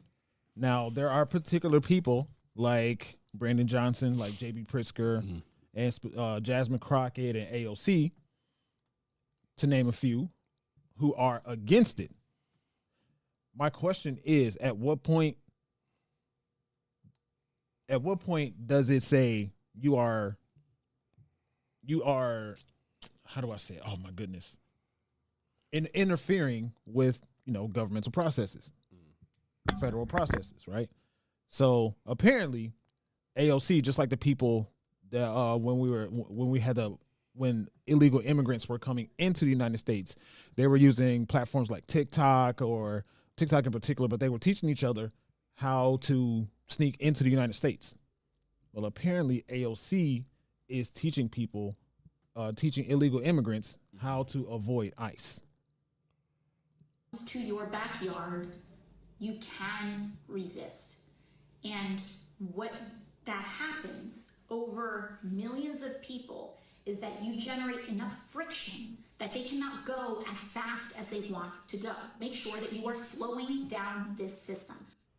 AOC's office advising migrants on how to avoid deportations. That was a live webinar. Trump border czar Tom Homan now issuing a warning to AOC. I sent an email today to the Deputy Attorney General. At what level is that impediment? Is that impeding our law enforcement efforts? If so, what are we going to do about it? Is she crossing the line? So I'm working with the Department of Justice and finding out where is that line that they cross. So maybe AOC is going to be in trouble now. Sanctuary cities, they want to step aside. We're coming. We're going to do it for you. If you don't want to make your community safer, President Trump's going to. Congressman Carlos Jimenez from House Homeland Security. But that was the. Oh shoot! I meant to get rid of it. But that was in particular what I wanted you guys to see. DHPX says she's committing treason. Now, that was actually my question. If she is specifically teaching people, these illegal people in particular, because they're not deporting American citizens, right? These illegal immigrants, if she's teaching them how to slow down, specifically said how to slow down the process and how to avoid them, don't open your doors or whatever the case, is this crossing the line into treason? What do you guys think? She's a political figure, right? So I think as a political figure, probably shouldn't be doing that. Not at all. So, I mean, I think that's stupid. Like, and then you on film, right? Like if they call you in and we put you on the stand or whatever, put a newsletter out in Spanish. Yeah, that's what I'm saying, or do a dark webinar or something like that if you're gonna do something like that. But you out on a public platform or a public social media thing telling people to do this, and now if they come for you, you're gonna sit up here and cry wolf and do all these other things. It's like, no, you did this. That's what you did. You just did that. Yeah. Like, we being truthful. Be truthful with it, even if you with her or against her or whatever. Like, no, being true. You what you just did is break the law. Yeah. I definitely 100% think it's treason. I think what is it called? Oh my goodness. It's a specific word for interfering with governmental investigations. I forget what it's called. But the definition of treason. The crime of betraying one's country, especially by attempting to kill the sovereign or overthrow the government. The action of betraying. I know where you're going. The action of betraying someone or something, and the crime of we're not talking about that. Yeah. So, tell them all you a law-abiding citizen. You a law-abiding citizen. So, you guys' opinion? Yes, it's absolutely stupid. Like she's committing. She's committing career suicide. Yeah. I imagine. I don't think, and just by her saying that, I don't think she even wants to further a career in politics. It's clear to me that she cares more about these illegal immigrants than having people coming here legally and abide by the law. She Puerto Rican, no? Is she? So I'm trying to figure out, like, the fuck is you doing? They say she's want to run for president. Oh, okay. That's the whole. That's who they gonna get. I'll say this and I'll say this again. If they didn't give it to the white woman, you're not gonna get it to the black, quote unquote black woman, and you're not gonna give it to AOC. I don't care what they talking about, man. And the white woman actually won the popular vote there. Oh man! They said, we got this shit called electoral. See, people, and then some, every time an election come up, people are always confused what the fuck electoral is. Like it ain't been there. You know what I mean? Like, how did electoral work? Like, man, it's been there. It don't even matter. Okay, so here we go. It's part of the game. Ocasio-Cortez was born in New York City, cool. the Bronx, October 13th, 1989. The daughter of Sergio Ocasio-Roman and Blanca Ocasio-Cortez. She has a younger brother named Gabriel. Her father was born in the Bronx to Puerto Rican family. Okay. So she's Puerto Rican descent. But she's a citizen. So what the fuck are you talking about? Let's see. I mean, even if Puerto Rico's part of the United States too. So what you talking about? Like, dude. DHPX said, tell them are you about a law-abiding citizen. OG said, never heard of that punishment. I'm not sure what you mean, OG. DHPX said, I'm a child of God. He also said, we're not voting for her either. I don't know about that, bro. I don't think so, but I don't know. Who's Gabriel? I think she's talking about Sergio. I don't know what he's talking about. Nasty Beauty said, I just don't understand why they fly their flags, burn ours, and claim to remain in said country. That's oh my goodness. Thank you, Nasty Beauty. Yeah, that's another one. That's a bar. Hold on, I gotta give you. I'm not for flying nobody else's flag. The fuck is you doing? That's yours, Nasty Beauty. Because like you're saying you're in America, burning the American flag and flying the Mexican flag. That's a crime too, burning the American flag. Yeah, it is. That is a crime. And writing on the dollar. Can't be writing on no money. It's like I don't understand it. If you are so proud of your country, then go back to it. Damn, you sound like a white supremacist. If you are so proud of Mexico, then go back to Mexico. I don't understand it. Well, it's not even about the, I get people having pride, pride of where you come from. But you don't have to, you in somebody else's country, so you don't have to put down their country, burn their shit. All in the meanwhile, you're trying to utilize the system to up yourself. You know what I mean? Use the programs and shit like that. And it's not just the Mexicans or whoever, right? Because you got the Jordanians that do this shit. You got people from all over, and it's just like, why are you here? That's my imagine me going over Maul's house and I'm looking at all the things that's going on. That's the wrong nigga to go over his house and do some shit. What do you call them? Leg warmers? Facts. But no, I can't give him no leg warmers because he can't leave. Well, there it is. Like, imagine me saying, in my house, we do this. In my house, we do this. Nigga, you not in your house. You in mine. Now get the fuck out. I don't. And you know, Marlon's Haitian, so them niggas keep Machetes. they keep machetes. Bro. They was out there, you know, when niggas was up here cutting down cotton, them niggas was in the sugar cane field. One swipe. With that big ass sickle. You know. One swipe. Happy Black History Month, goddammit. Shit, you know what I mean? That's a lean in them. You know what I mean? But yeah, this is absolutely treasonous. Yeah. This is absolutely treasonous. And I wonder, like, what is the process and why, even if you had, I mean, I guess we are in America and everything has a process, but what kind of penalties would she face? Oh, so you wanted to get some penalties? Uh-oh. What you mean? About the treason? Yeah. About aiding, this is technically by them coming over here illegally, they're criminals. Yeah. But I'm talking about, do you want OSC to get some penalties for the treason? Because you was talking about I don't know where you were going with it. That's why I was asking. Yeah, so I think there should definitely be. I don't know what the penalty is, but that's aiding and abetting criminals. You're giving them information on how to slow down and avoid the repercussions of them breaking American law. Help me, like, why would anybody do this? That's true. And put it on film. That's what I just keep looking at. Like, you put it ain't like you told somebody personally and had a little group in a room and telling them that you told this on the internet. It ain't going nowhere. What I'm saying, you tripping, you bugging.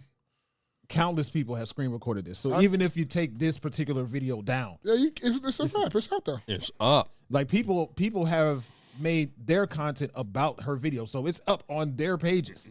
Yeah, that's crazy. We just did it. We just and we gonna clip it. You just did it. We just followed along. And we gonna clip it. Yeah. Oh yeah, you know you clipping this one. No, you know before Maul when you said when we were having a conversation about you said I don't like AOC. Yeah. At that point, it was honest to God, I did not have an opinion about it. But now, no. Oh, you did. You said you did, bro. Come on now. Okay, we ain't gonna go back. Because you did. You said that. I heard you say it verbatim. You said her. You said, was it Jasmine Crockett? Jasmine Crockett for sure. I don't like. See, that's where I get this from. But yeah, man. What I'm saying, you said it. I heard you say it. It was one more thing that I wanted to go into. I sent it to the IG. Give me a second. Damn. What you trying to do? Because I was trying to see the slide that just I was looking at something. It was never mind though. I'll look at it. All right, so here's a question for you guys and you people in the clouds. Thank you guys for kicking it with us. What did I? Oh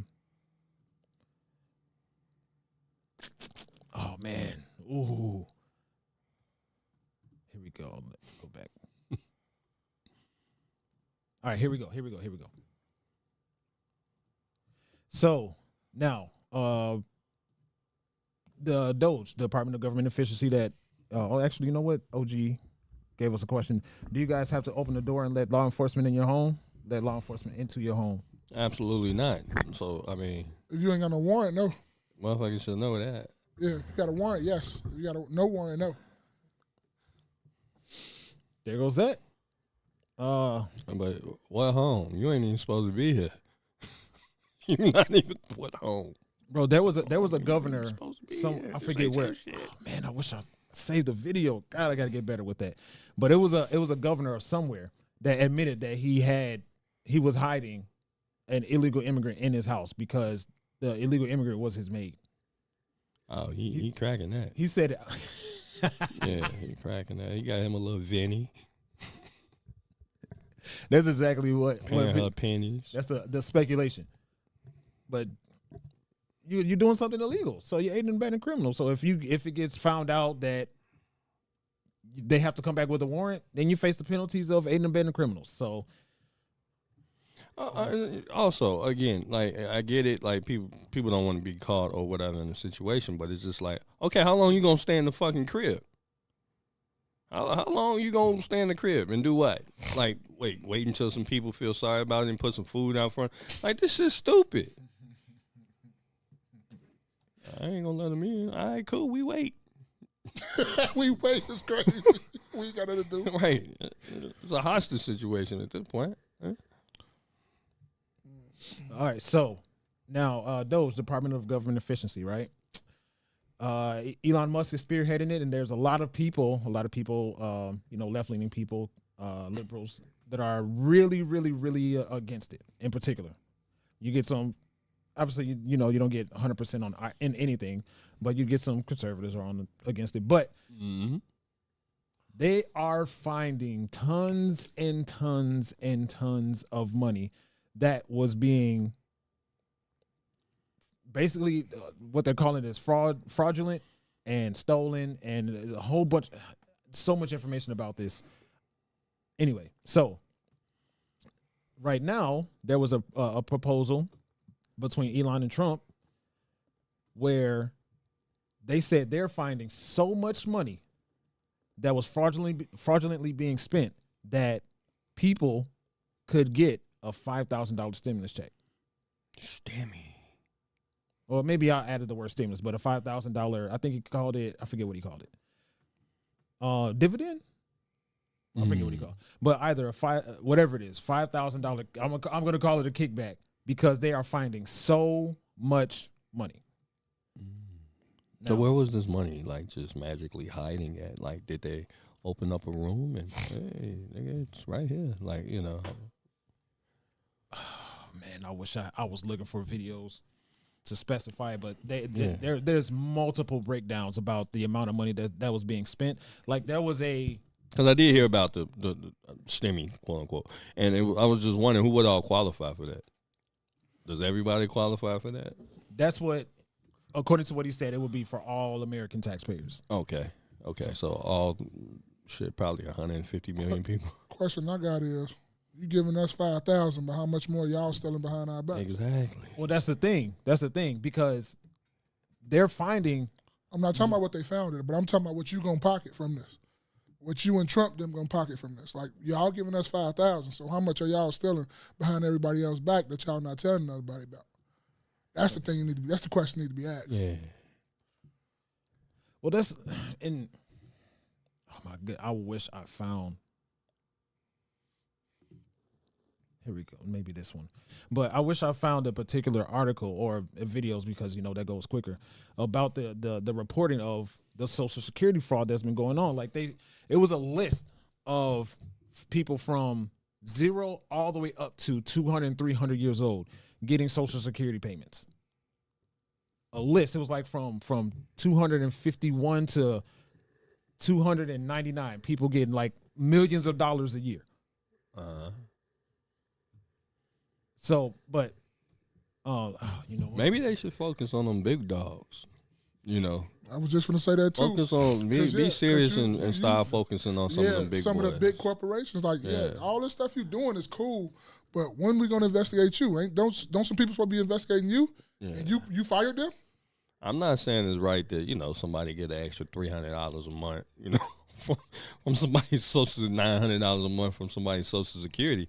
But let's be frank, though. A lot of the Social Security shit be fraud anyway, right? The shit be fraud. People be putting their fucking kids on Social Security. Yep. Matter of fact, a good chunk of America, like middle America, you know what I'm saying? I know for a fact, right? So, again, my pops is from down south, right? He's from Arkansas. And he would say, he said it, they get checks down here, right? Because really ain't no jobs and shit. So what they do, they put the kids on this motherfucker. Yeah. So you wondering how do you, because I would, as a kid, I'd be like, damn, how they get rims and shit when ain't no jobs around this? Because they get the Social Security checks. They get all that land, right? And them big old one crib on all these acres of land. They sitting on 15, 16 acres of land with this little ass hut, and all that's theirs. All that's their shit.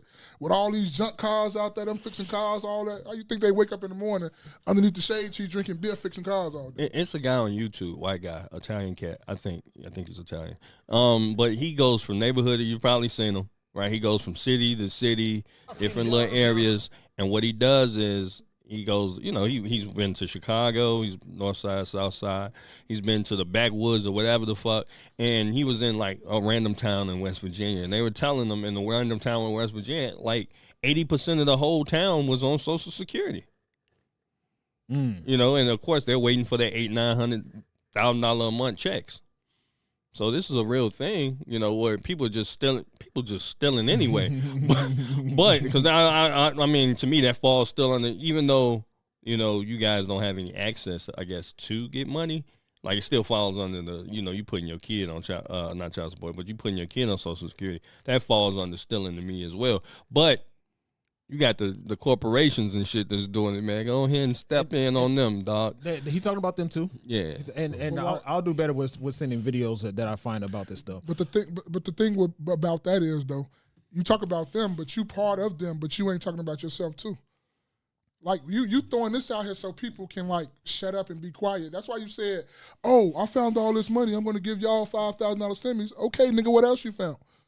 You said that so you can keep people quiet. Like, once motherfuckers say you getting a $5,000 stimmy, oh, man, that's pretty cool. I'm cool with that. Go ahead and finish doing what you're doing. Motherfucker ain't saying nothing else. Read OG said, boy, I thought we said nah. Yeah. I think he missed that portion. We answered that already, OG. We said, do you have to open the doors and let law enforcement into your home? They have a warrant? Yes. Otherwise, no. And DHPX said, not without a warrant. Why you yelling to OG? It said, that's the context where AOC was speaking. Listen to the entire presentation. Was it? I ain't, because Spaces started at or whatever. Now I ain't gonna say I'm sorry. What a news conference started at, that's the only thing we did about. And I be like on that too about the context, because it might have been some more context to it or whatnot. But if you've broken the law, does that still stand? But if she was talking about if they had a warrant and stuff like OG's talking about, it do make a difference. What I'm saying, they at your door with the warrant, though, aren't they? Aren't they at your door with the warrant? That's the reason why they're at your house. They're not just going door to door. Hey, let me just come to Jay Adams' house. You know what I'm saying? Like they're at your house because they're there for a reason. I'm pretty sure they're coming with warrants from the thing that I've seen. Like, I'm not sure how they're doing it in New York. And that's what I'm saying, right? So and this is something that would... Excuse me, you can come outside? Like, we can talk to you? Like, come outside, maybe? And that's what I'm saying. Like, okay, if AOC... Okay, it's one thing for it to be speculative that you're harboring these illegal people. Mm.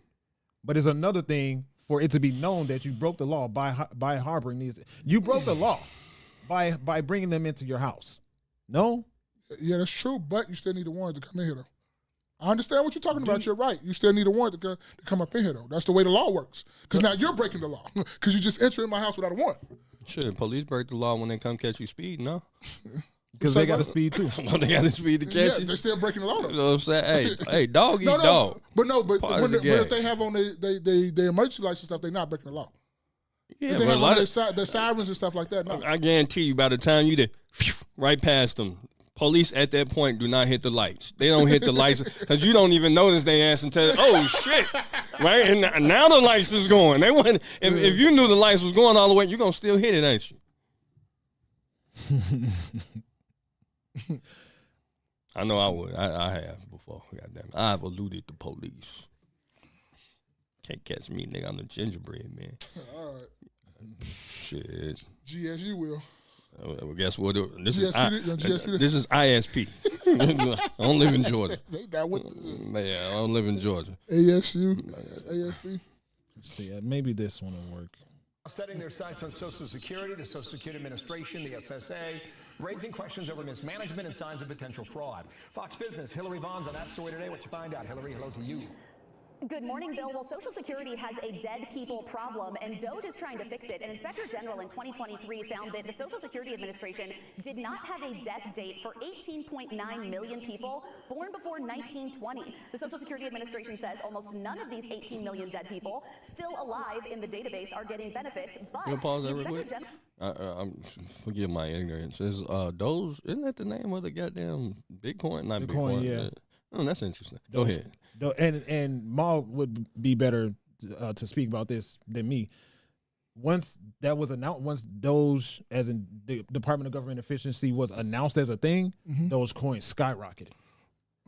Did it? No, I didn't.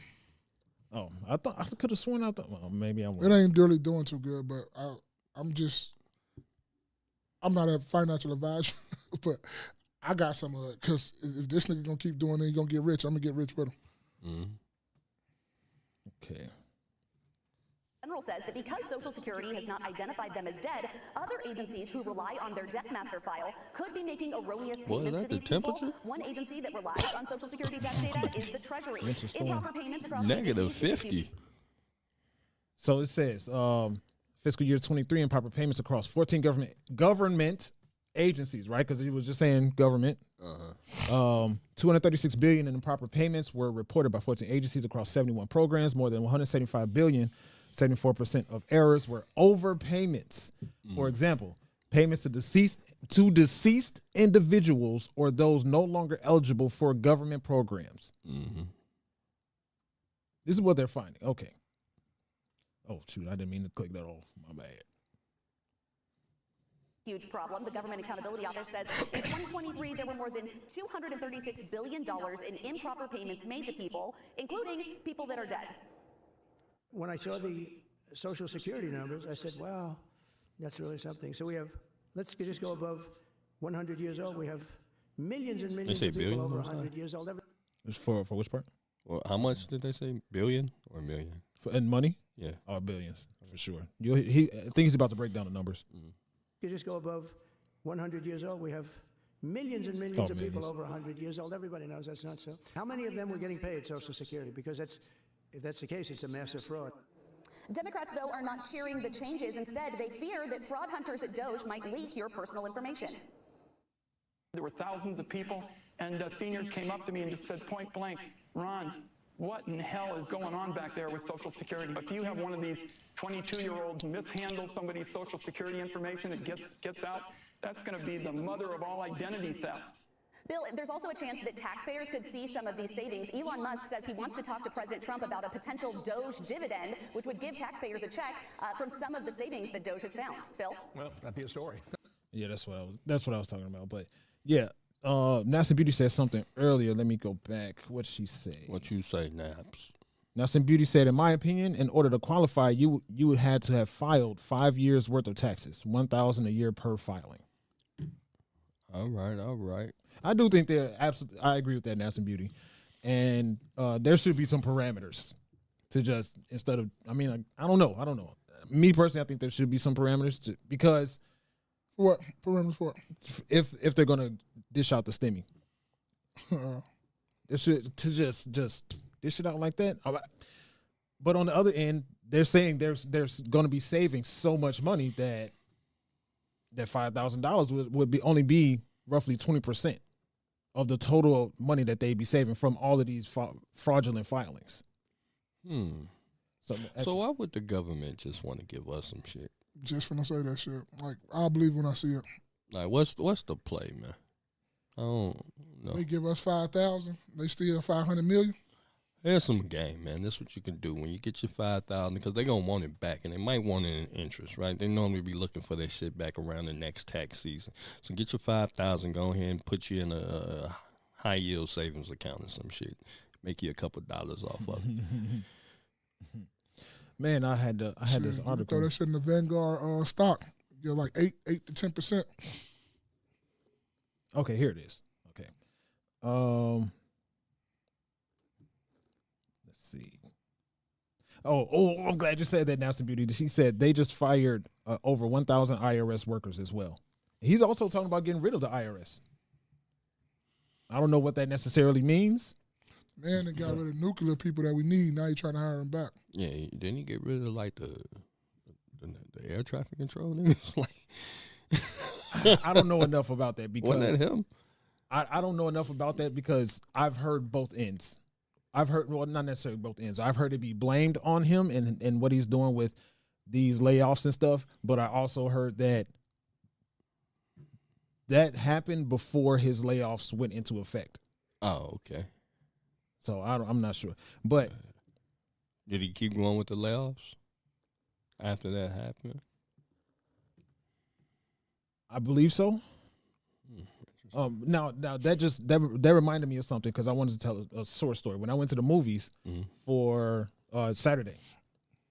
Now, I think there is a mass move for multiple different people, companies that hire people, whatever the company is, there is a mass movement for the companies to have less employees and have those employees do more work, have more roles and responsibilities. And the reason why I say this is because when I went to the movies, normally in previous years when I go to the movies, they have somebody at the box office or ticket office when you first walk in.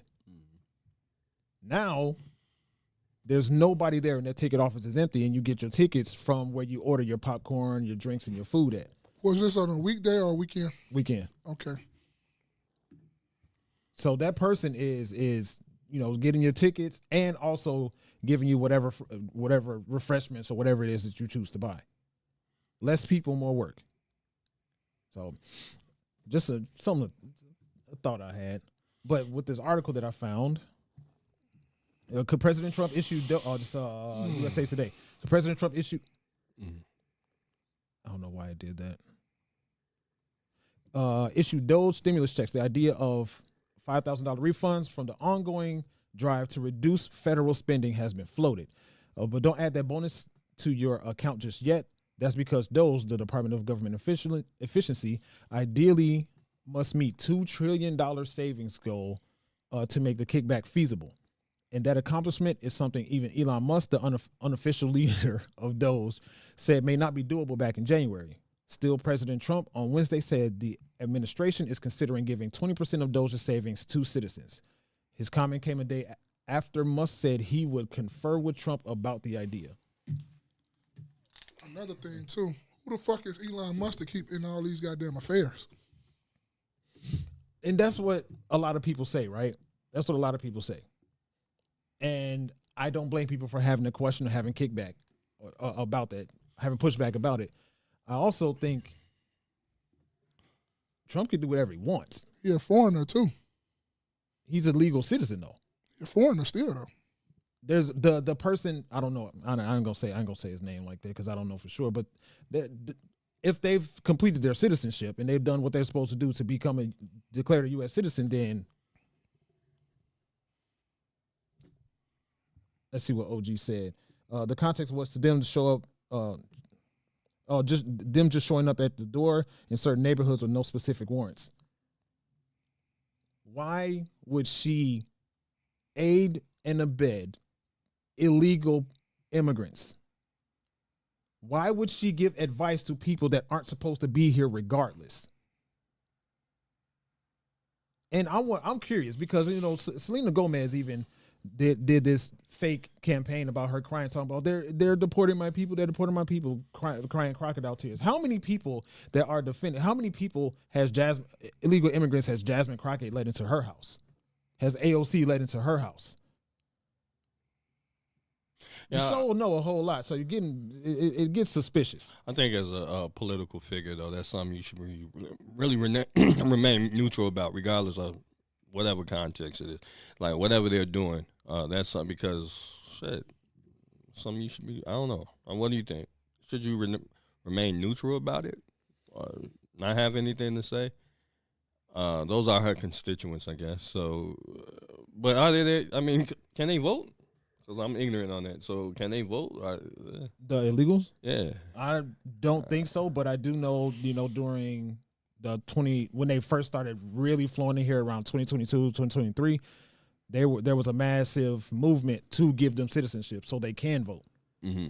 So I don't know how many actually got their citizenship versus it didn't work for or whatever the case. Maybe, I don't know. Maybe they're looking at that as a populace that, okay, we're trying to reach out to show that they can vote. I mean, you could use them as voting. But don't they get citizenship, they can vote, right? I'm not. Yeah, when you get citizenship, yes, you can vote. Mm-hmm. But I was wondering about, because, illegals, a lot of them are able to drive. And, the country, it's not like the country don't know they're here because they come to the DMV and they do a lot of other things that the country does know about. So, and this is just not the Hispanic ones. It's definitely Asian ones as well, and white ones, European ones, Eastern European ones.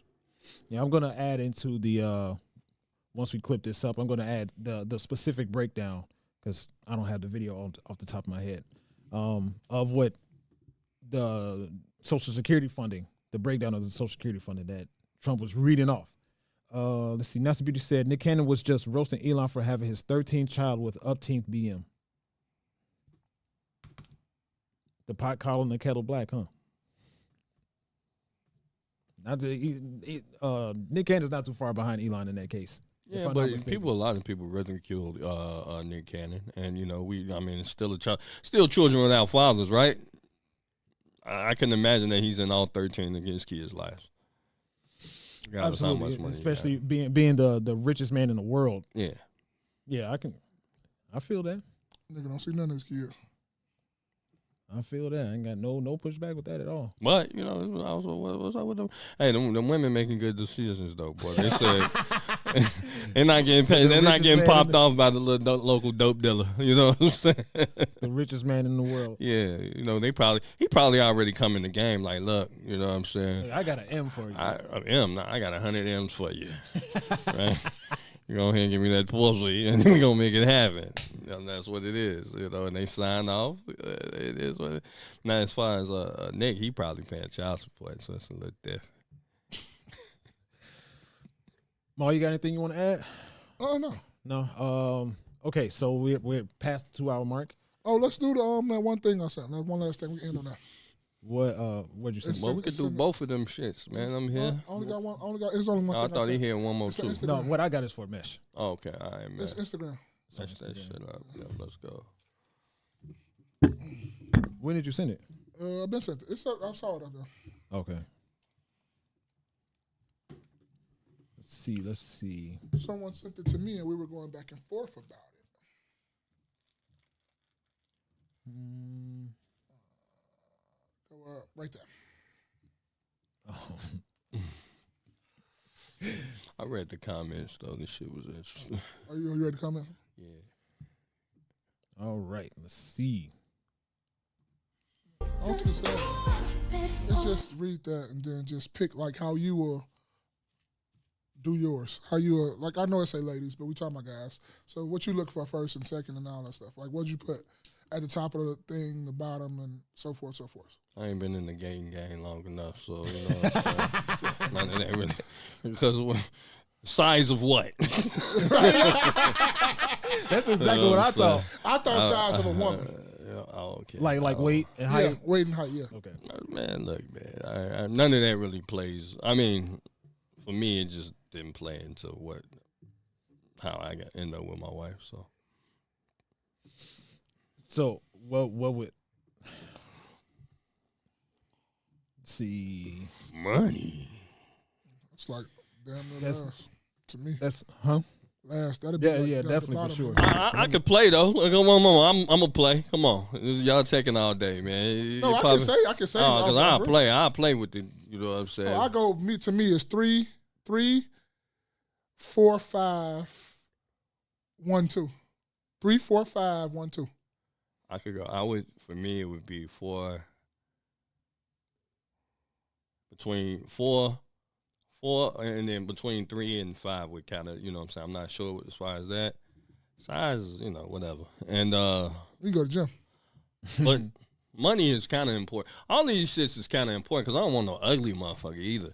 You see what I'm saying? I'm going to keep it a bean. I don't want nobody ugly. I mean, beauty isn't the eye of the beholder, but I don't want no ugly. She got to be cute to me. Right. She's got to look good to y'all. Right. She got to look good to me. But I won't even get to them other ones if she don't look cute to me because I'm not going to approach you. They always say people look better when you're in a relationship with them. So, you know what I'm saying? Like, looks is number one for me. That's where I got to go first. Mm-hmm. We won't even get to all that other shit if looks don't, and people try. Well, yeah, of course, attractiveness. Because I got to approach you. I don't want to approach you, so I'm not even going to approach you. Nigga, we can be friends. Right. But I'm not going to be in a relationship with you if I don't think you're cute to me. Right.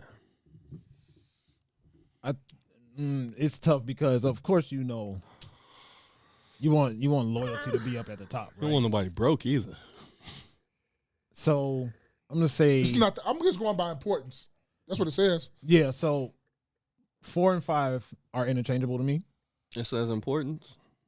Ladies arrange this in order of importance. Oh, okay. One bad. I'm looking at the bottom. I'm listening. So 4 and 5 are interchangeable to me, but for sure 3, 1, 2. Oh, them your first 3? That's cool. Your first 3 is 3, 1, 2? No, my last 3 is 3, 1, 2. So it's either personality or loyalty first, but for sure in order. The last three in order are 3, 1, 2. But see, none of this even really kind of makes sense though when I think about it, because how you gonna gain loyalty for a motherfucker you don't know, right? So that's there's just off the dribble, you're not gonna get that. That comes with time, right? So you're not gonna get that off the dribble. So I mean, I kind of get what they was doing, but yeah, no. That's why I say personality for sure, because I figure out the levels of your loyalty by getting to know you. Yeah, personality, unless you got some split personality shit, you don't know until later on, right? Or the makeup, motherfuckers be looking good. They look good, and then they, have to wash this shit off. Just looks to me, just you get my attention. Because if you don't look, if I don't find you attractive, like I keep saying, I'm not even looking at you like that. What up, sis? But I looked at the comment like, who is that? I've heard women say what attractive male or whatever. All that gets a man is an extra 30 seconds. Yeah. You see what I'm saying? Because if you don't have anything to talk about, your conversation game is bad. Yeah. Because a lot of people, again, we talk about it being social, being social creatures.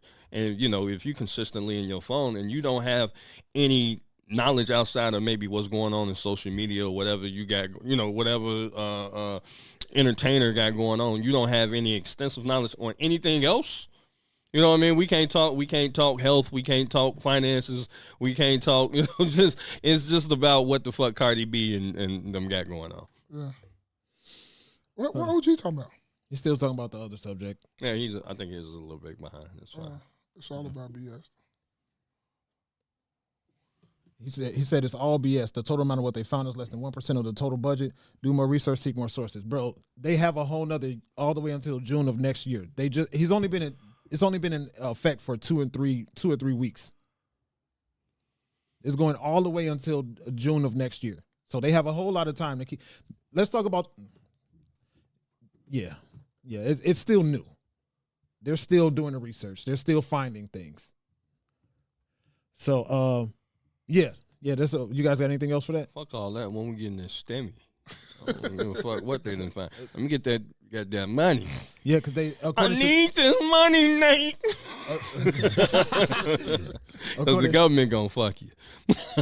According to that article, they said they need to cross the $2 trillion findings, but the DOGE comes to a conclusion in June of next year.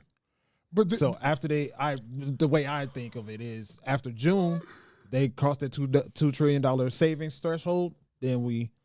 But did they find a lot of fraud, or they've been laying off a lot of jobs? Is it which one is it? Because I'm hearing like different conflicted stories with that.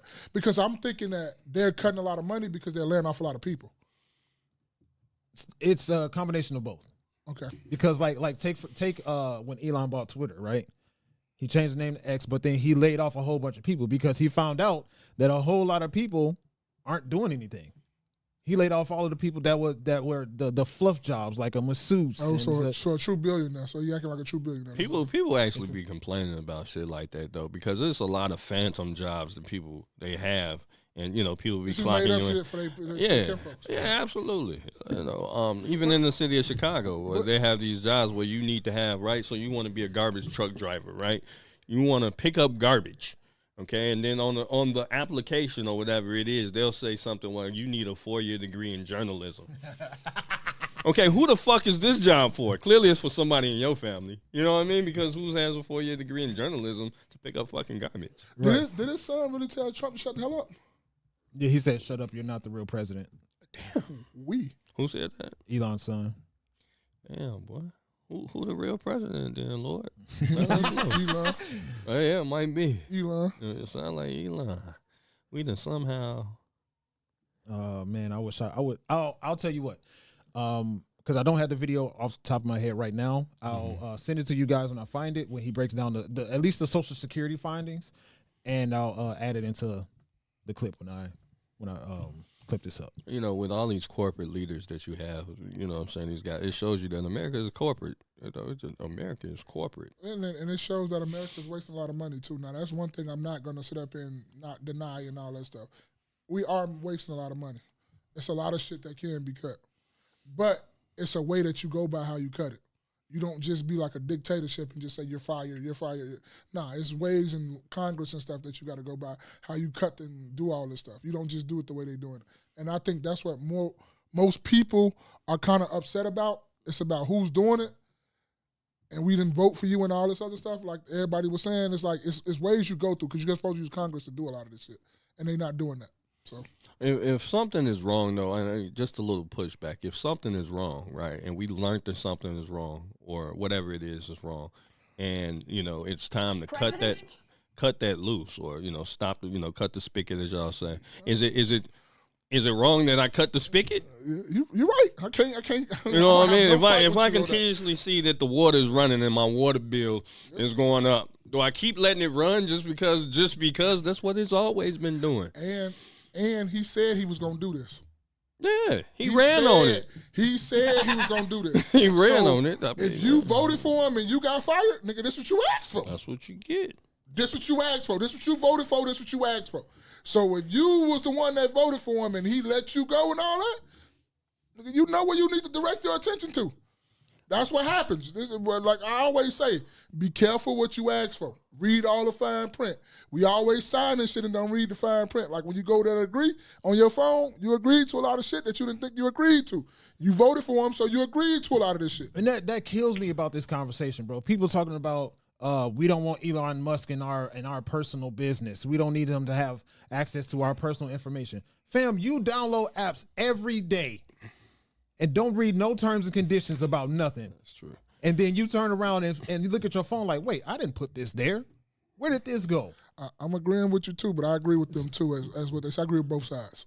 It's like, okay, but I'm saying, why is Elon different than any other thing that you sign up for? And then on top of that, right, if you got a company, right, you got a company, you can put in whoever you want into any position, right? Yeah. Can people that are outside of your business that don't have anything to do with your business get mad at you for bringing in somebody who you think would be an efficient an asset to your company? They can get mad, sure. They can get mad, but he's going to do what he wants to do, right? Yeah. That's why you got the voting process. That's all that is. But who get out here and get the voting again? That's all it is. That's all you got to do. Start voting. But like I say, don't be crying when the shit hits the fan and the shit comes back on you because that's what you voted for. It's like when people voted for Biden. When all that shit was going down, my folks telling them, don't cry now. You voted for Biden. So don't cry now. America has spoken. They voted. They got who in they wanted in. So don't be sitting up here crying and shit now. Like I told you, stack your chicken, stack your broccoli, and just wait this shit out. Hopefully you still be around or whatnot like that. Hopefully you got a few bangers in your closet or whatever like that. Because if you don't got one now, you're bugging. That's all I can tell you. And you start stacking chicken and broccoli, that shit might stink in a minute. You're bugging. Put it in the freezer. You said something earlier, Ma, when you said, I forget what we was talking. It was early in the conversation. We said basically when change happens, when certain change happens, some people gonna feel it. Yeah, that's what happens. Mm-hmm. That's what happens when things change. Period. We've worked for companies where a change happened and it was like, okay, this is different than before, and guess what happened? We still adjusted.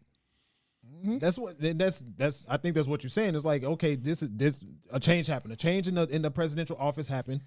And now we got to adjust to it. Mm-hmm. Yeah. I mean, I haven't seen anything yet that is like, oh, shit. You know, like where I had to feel it, you know, yet. So I haven't. Yeah, and maybe it does, and maybe it don't affect me. Yeah, you know what I'm saying? So, true. you know, that's just what I'm saying is I haven't felt anything yet. It made me feel like, oh, okay. And that's a big thing, too. Like, when you don't feel it, you really don't be caring about it like that. But how, what Mr. King used to say, a threat to justice somewhere is a threat to justice anywhere. Yeah. So we got to keep that in mind, too. Like, I understand we don't feel it, like, personally and all this stuff. And I'm not talking about us on here. And I'm not talking about y'all in the comments. But I'm just talking about us as a collective, as Americans. We still got to understand that a lot of people are losing their jobs. You got to be sensitive to that because that could be you, too. So you got to have some sympathy and empathy for that, too. Like, for instance, with all of these layoffs that Trump and the Trump administration is doing, that means there's going to be more people looking for work. And if you're looking for a different job as well, there's a whole lot more people looking for work now, so it might be a little bit more difficult for you to find what you're looking for because there's a whole lot of people looking for the same thing. I just hope that, you know, motherfuckers can withstand what's coming withstand the next couple 2-3 years? Because this is just the tip of the iceberg. So I don't think it's gonna really. I don't think we're gonna really like feel it. And motherfucker gonna be out here paying $30 for some eggs until about like. Give it about like 14 more months, about a year and a half in this thing, you're going to be really feeling it. That's when the recession and shit going to hit. Hope you got enough money to the side where you get in on the bottom of these stocks and get you triple your net worth or whatever. Hey, can't say nobody ain't tell you and nobody ain't trying to put no bug in you. That's on you if you don't take advantage of the opportunity that's coming. Stack your fucking money. Quit spending your money on all this bullshit. Get you some guns put up. Get you some stock put up. Get you some money put up and saved up to the side and just stop spending money on bullshit and frivolous things. You'll be all right. I think this might break it, give a little bit of emphasis on it. Trump has directed Elon Musk and the Doge team to identify fraud at the Social Security Administration. They haven't dug into the books yet, but they suspect that there are tens of millions of deceased people who are receiving fraudulent Social Security payments. Let me ask you about the fraud if I can. We can all have our own opinion about what is wasteful spending, and Republicans have praised the president for cutting wasteful spending, but fraud, of course, is a crime. So have you turned over evidence of fraud to the Justice Department, and when should we expect to see those? I feel like something like the Social Security thing is real simple anyway. Like, you come in with your Social Security card, they verify all this shit, and then, boom, you get your check, and then guess what? You come in next year for a recertification to make sure it's you, or every 6 months like they do with public aid and shit. You know what I mean? You just recertify every time just to make sure it's you. So otherwise, I mean, it's always going to be some fraud happening. Like, you can't, like, nothing is 100% fraud proof. I don't care what you talking about. Like, it's always something happening. But what's she talking about? That's it, Beauty. You owned it today. Because I wanted to talk about that too, but obviously we out of time, running short on time. But Nasty Beauty said, word on the curb, Trump is only giving EBT and other benefits to those who work 30 hours a week. Yeah. I heard articles and news articles about that. I work over 30 hours a week. Yeah, so I'm trying to figure out how that shit works. Can I get in on some of that? This shit is high. Bro, I ain't too proud to say I'll take about 250, 300, maybe 4. You know what? But I find that as kind of being a problem though too, because there's a threat. Like, a lot of jobs know how to play this game where you getting 30 hours this week, 25 hours. You know what I'm saying? So that's kind of they'll go up and down. So you can't get it consistently or nothing like that, because it's gonna be a consistent thing that you can't be getting 30 hours this week, 25, 25, then another 30, and then you qualify for it. You got to be getting 30 hours at least every week. Because I know some people who literally miss, and they need it, right? So they need, the EBT and stuff like that, or even health insurance, and they miss the threshold by 20. Ooh, they made $25 extra. I get it. Well, it's got to be a threshold somewhere, but it's just kind of like, damn, how y'all gonna go up on the? How y'all gonna, what I'm saying, kind of go down on the threshold? Shouldn't that be to whoever's case manager is to be like, have the human aspect in it, to be like, all right, you only $25, but I can still give it to you or something like that. Shouldn't that be like a human thing, or not just going strictly by like a system or by like a person or a guideline or something? Go ahead. In my mind, yes, I would think that, right? I would think that. Now, on the flip side, that's the right answer. What's the real answer? The real answer is there's a whole lot of people that would miss that threshold, right? Yeah. Like you got people that would miss it by 25. Tons of people, millions of people who might miss it by $25. You got some people that miss it by $5. But that's why I said the person have the wherewithal or the capacity to say yay or nay.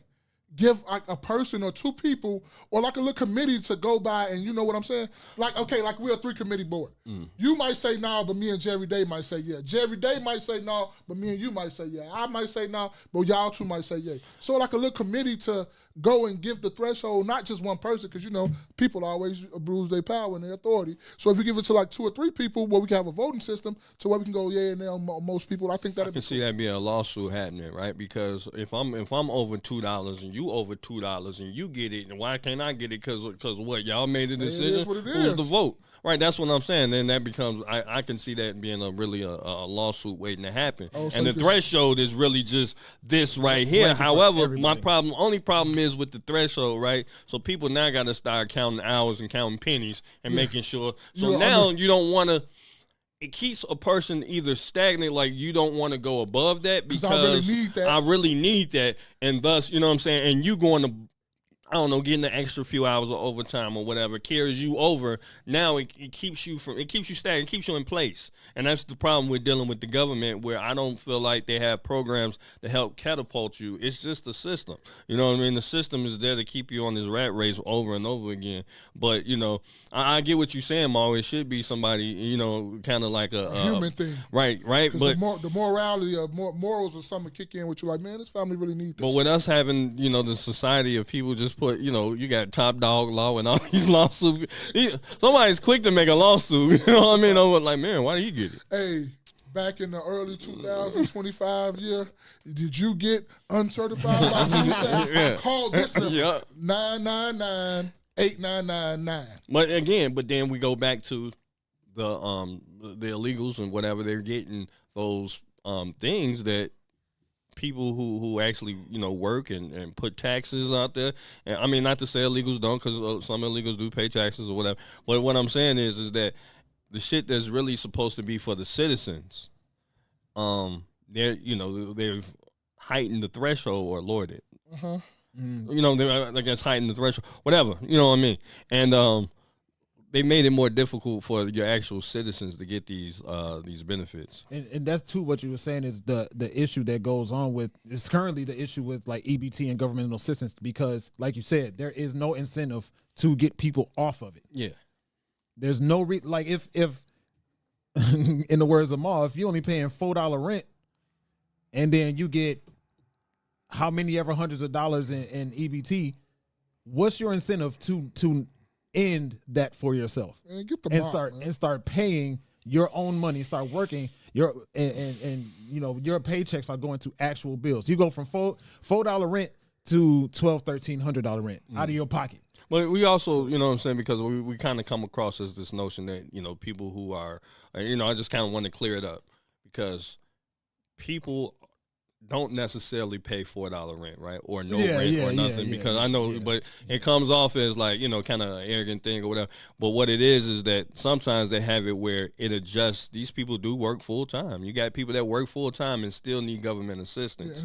So whatever, so it'll balance out where, you know what I'm saying, you kind of on this whatever tier. So, you know, rent might be $1,300 and they have to come up with $900 of it. You know what I'm saying? So it's trying to kind of keep them there where they're able to still pay some rent or whatever. But it's not, you know, these guys aren't working full-time jobs and then they turn around and pay $4 rent.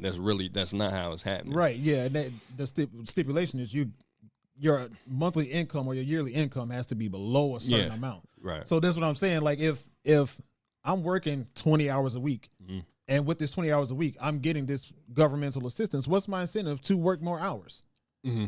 Nothing. I'm not going to get off of that because I'm only working 20 hours a week. I'm basically not doing work. Yeah, well, I don't know. I mean, just knowing people, you know what I'm saying, that have been on, you know, that on the system, so to speak, they try, you know, and, you know, things come up. So yeah, absolutely. You know, absolutely. I mean, it's kind of like a windfall or something where they can kind of bounce. You know, damn, motherfucker might lose their job. You got to go down there, adjust that. You know what I mean? So you're not paying the full amount of rent. That helps them out. But you know, once you are on this system, it's just kind of hard to come up out of it. There ain't nothing that you just kind of break up out of it with ease. You have to fight the system, you know, with intention. You really have to, because otherwise, you know, it's just kind of a revolving thing. And you got to want to. Yeah. You got to want to come up off. And it's not saying everybody on there wants to be on there. They only on there for a short period of time, and they get off and they thrive their life and stuff like that. We're not saying that. Right. Don't act like we just so insensitive to what's going on around here, to what everyday working people, because we everyday working people too. We might be a little bit more blessed than others. Not saying that, you know, that shit, we just got all the money, we just roll it. No, we're not saying that. But we work hard just like everybody else, and I thank God and I praise God all the time that I'm blessed or not to be on or have to be on that stuff.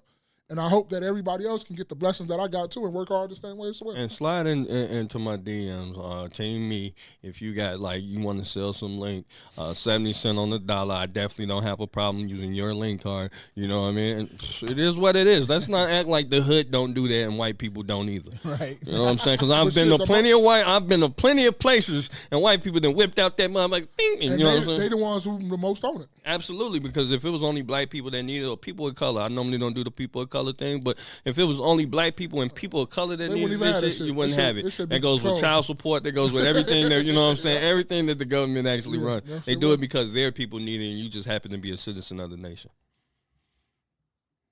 DEI. Well, that's all I got for today. Because shoot, Naps and Beauty dropped a bomb with that one. With that conversation can go a while for itself. But that's all I got for today.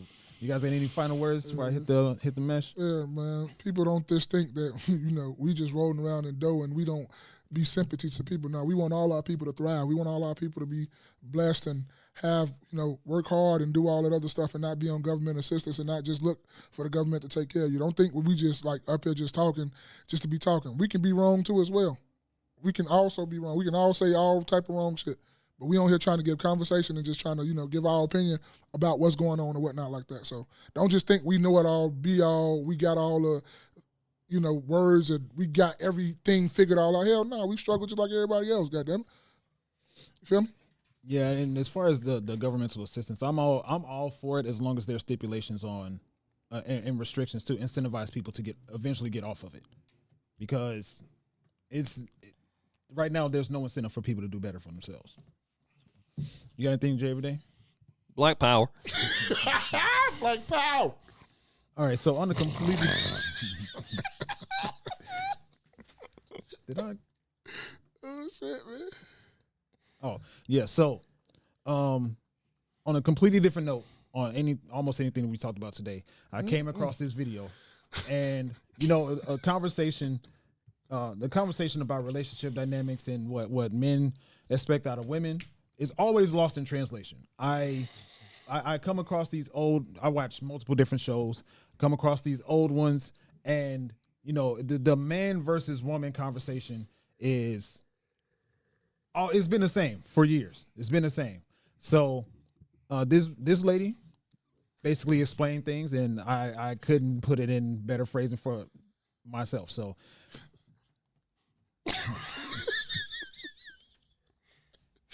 check it out. Let's get it. Oh, shoot.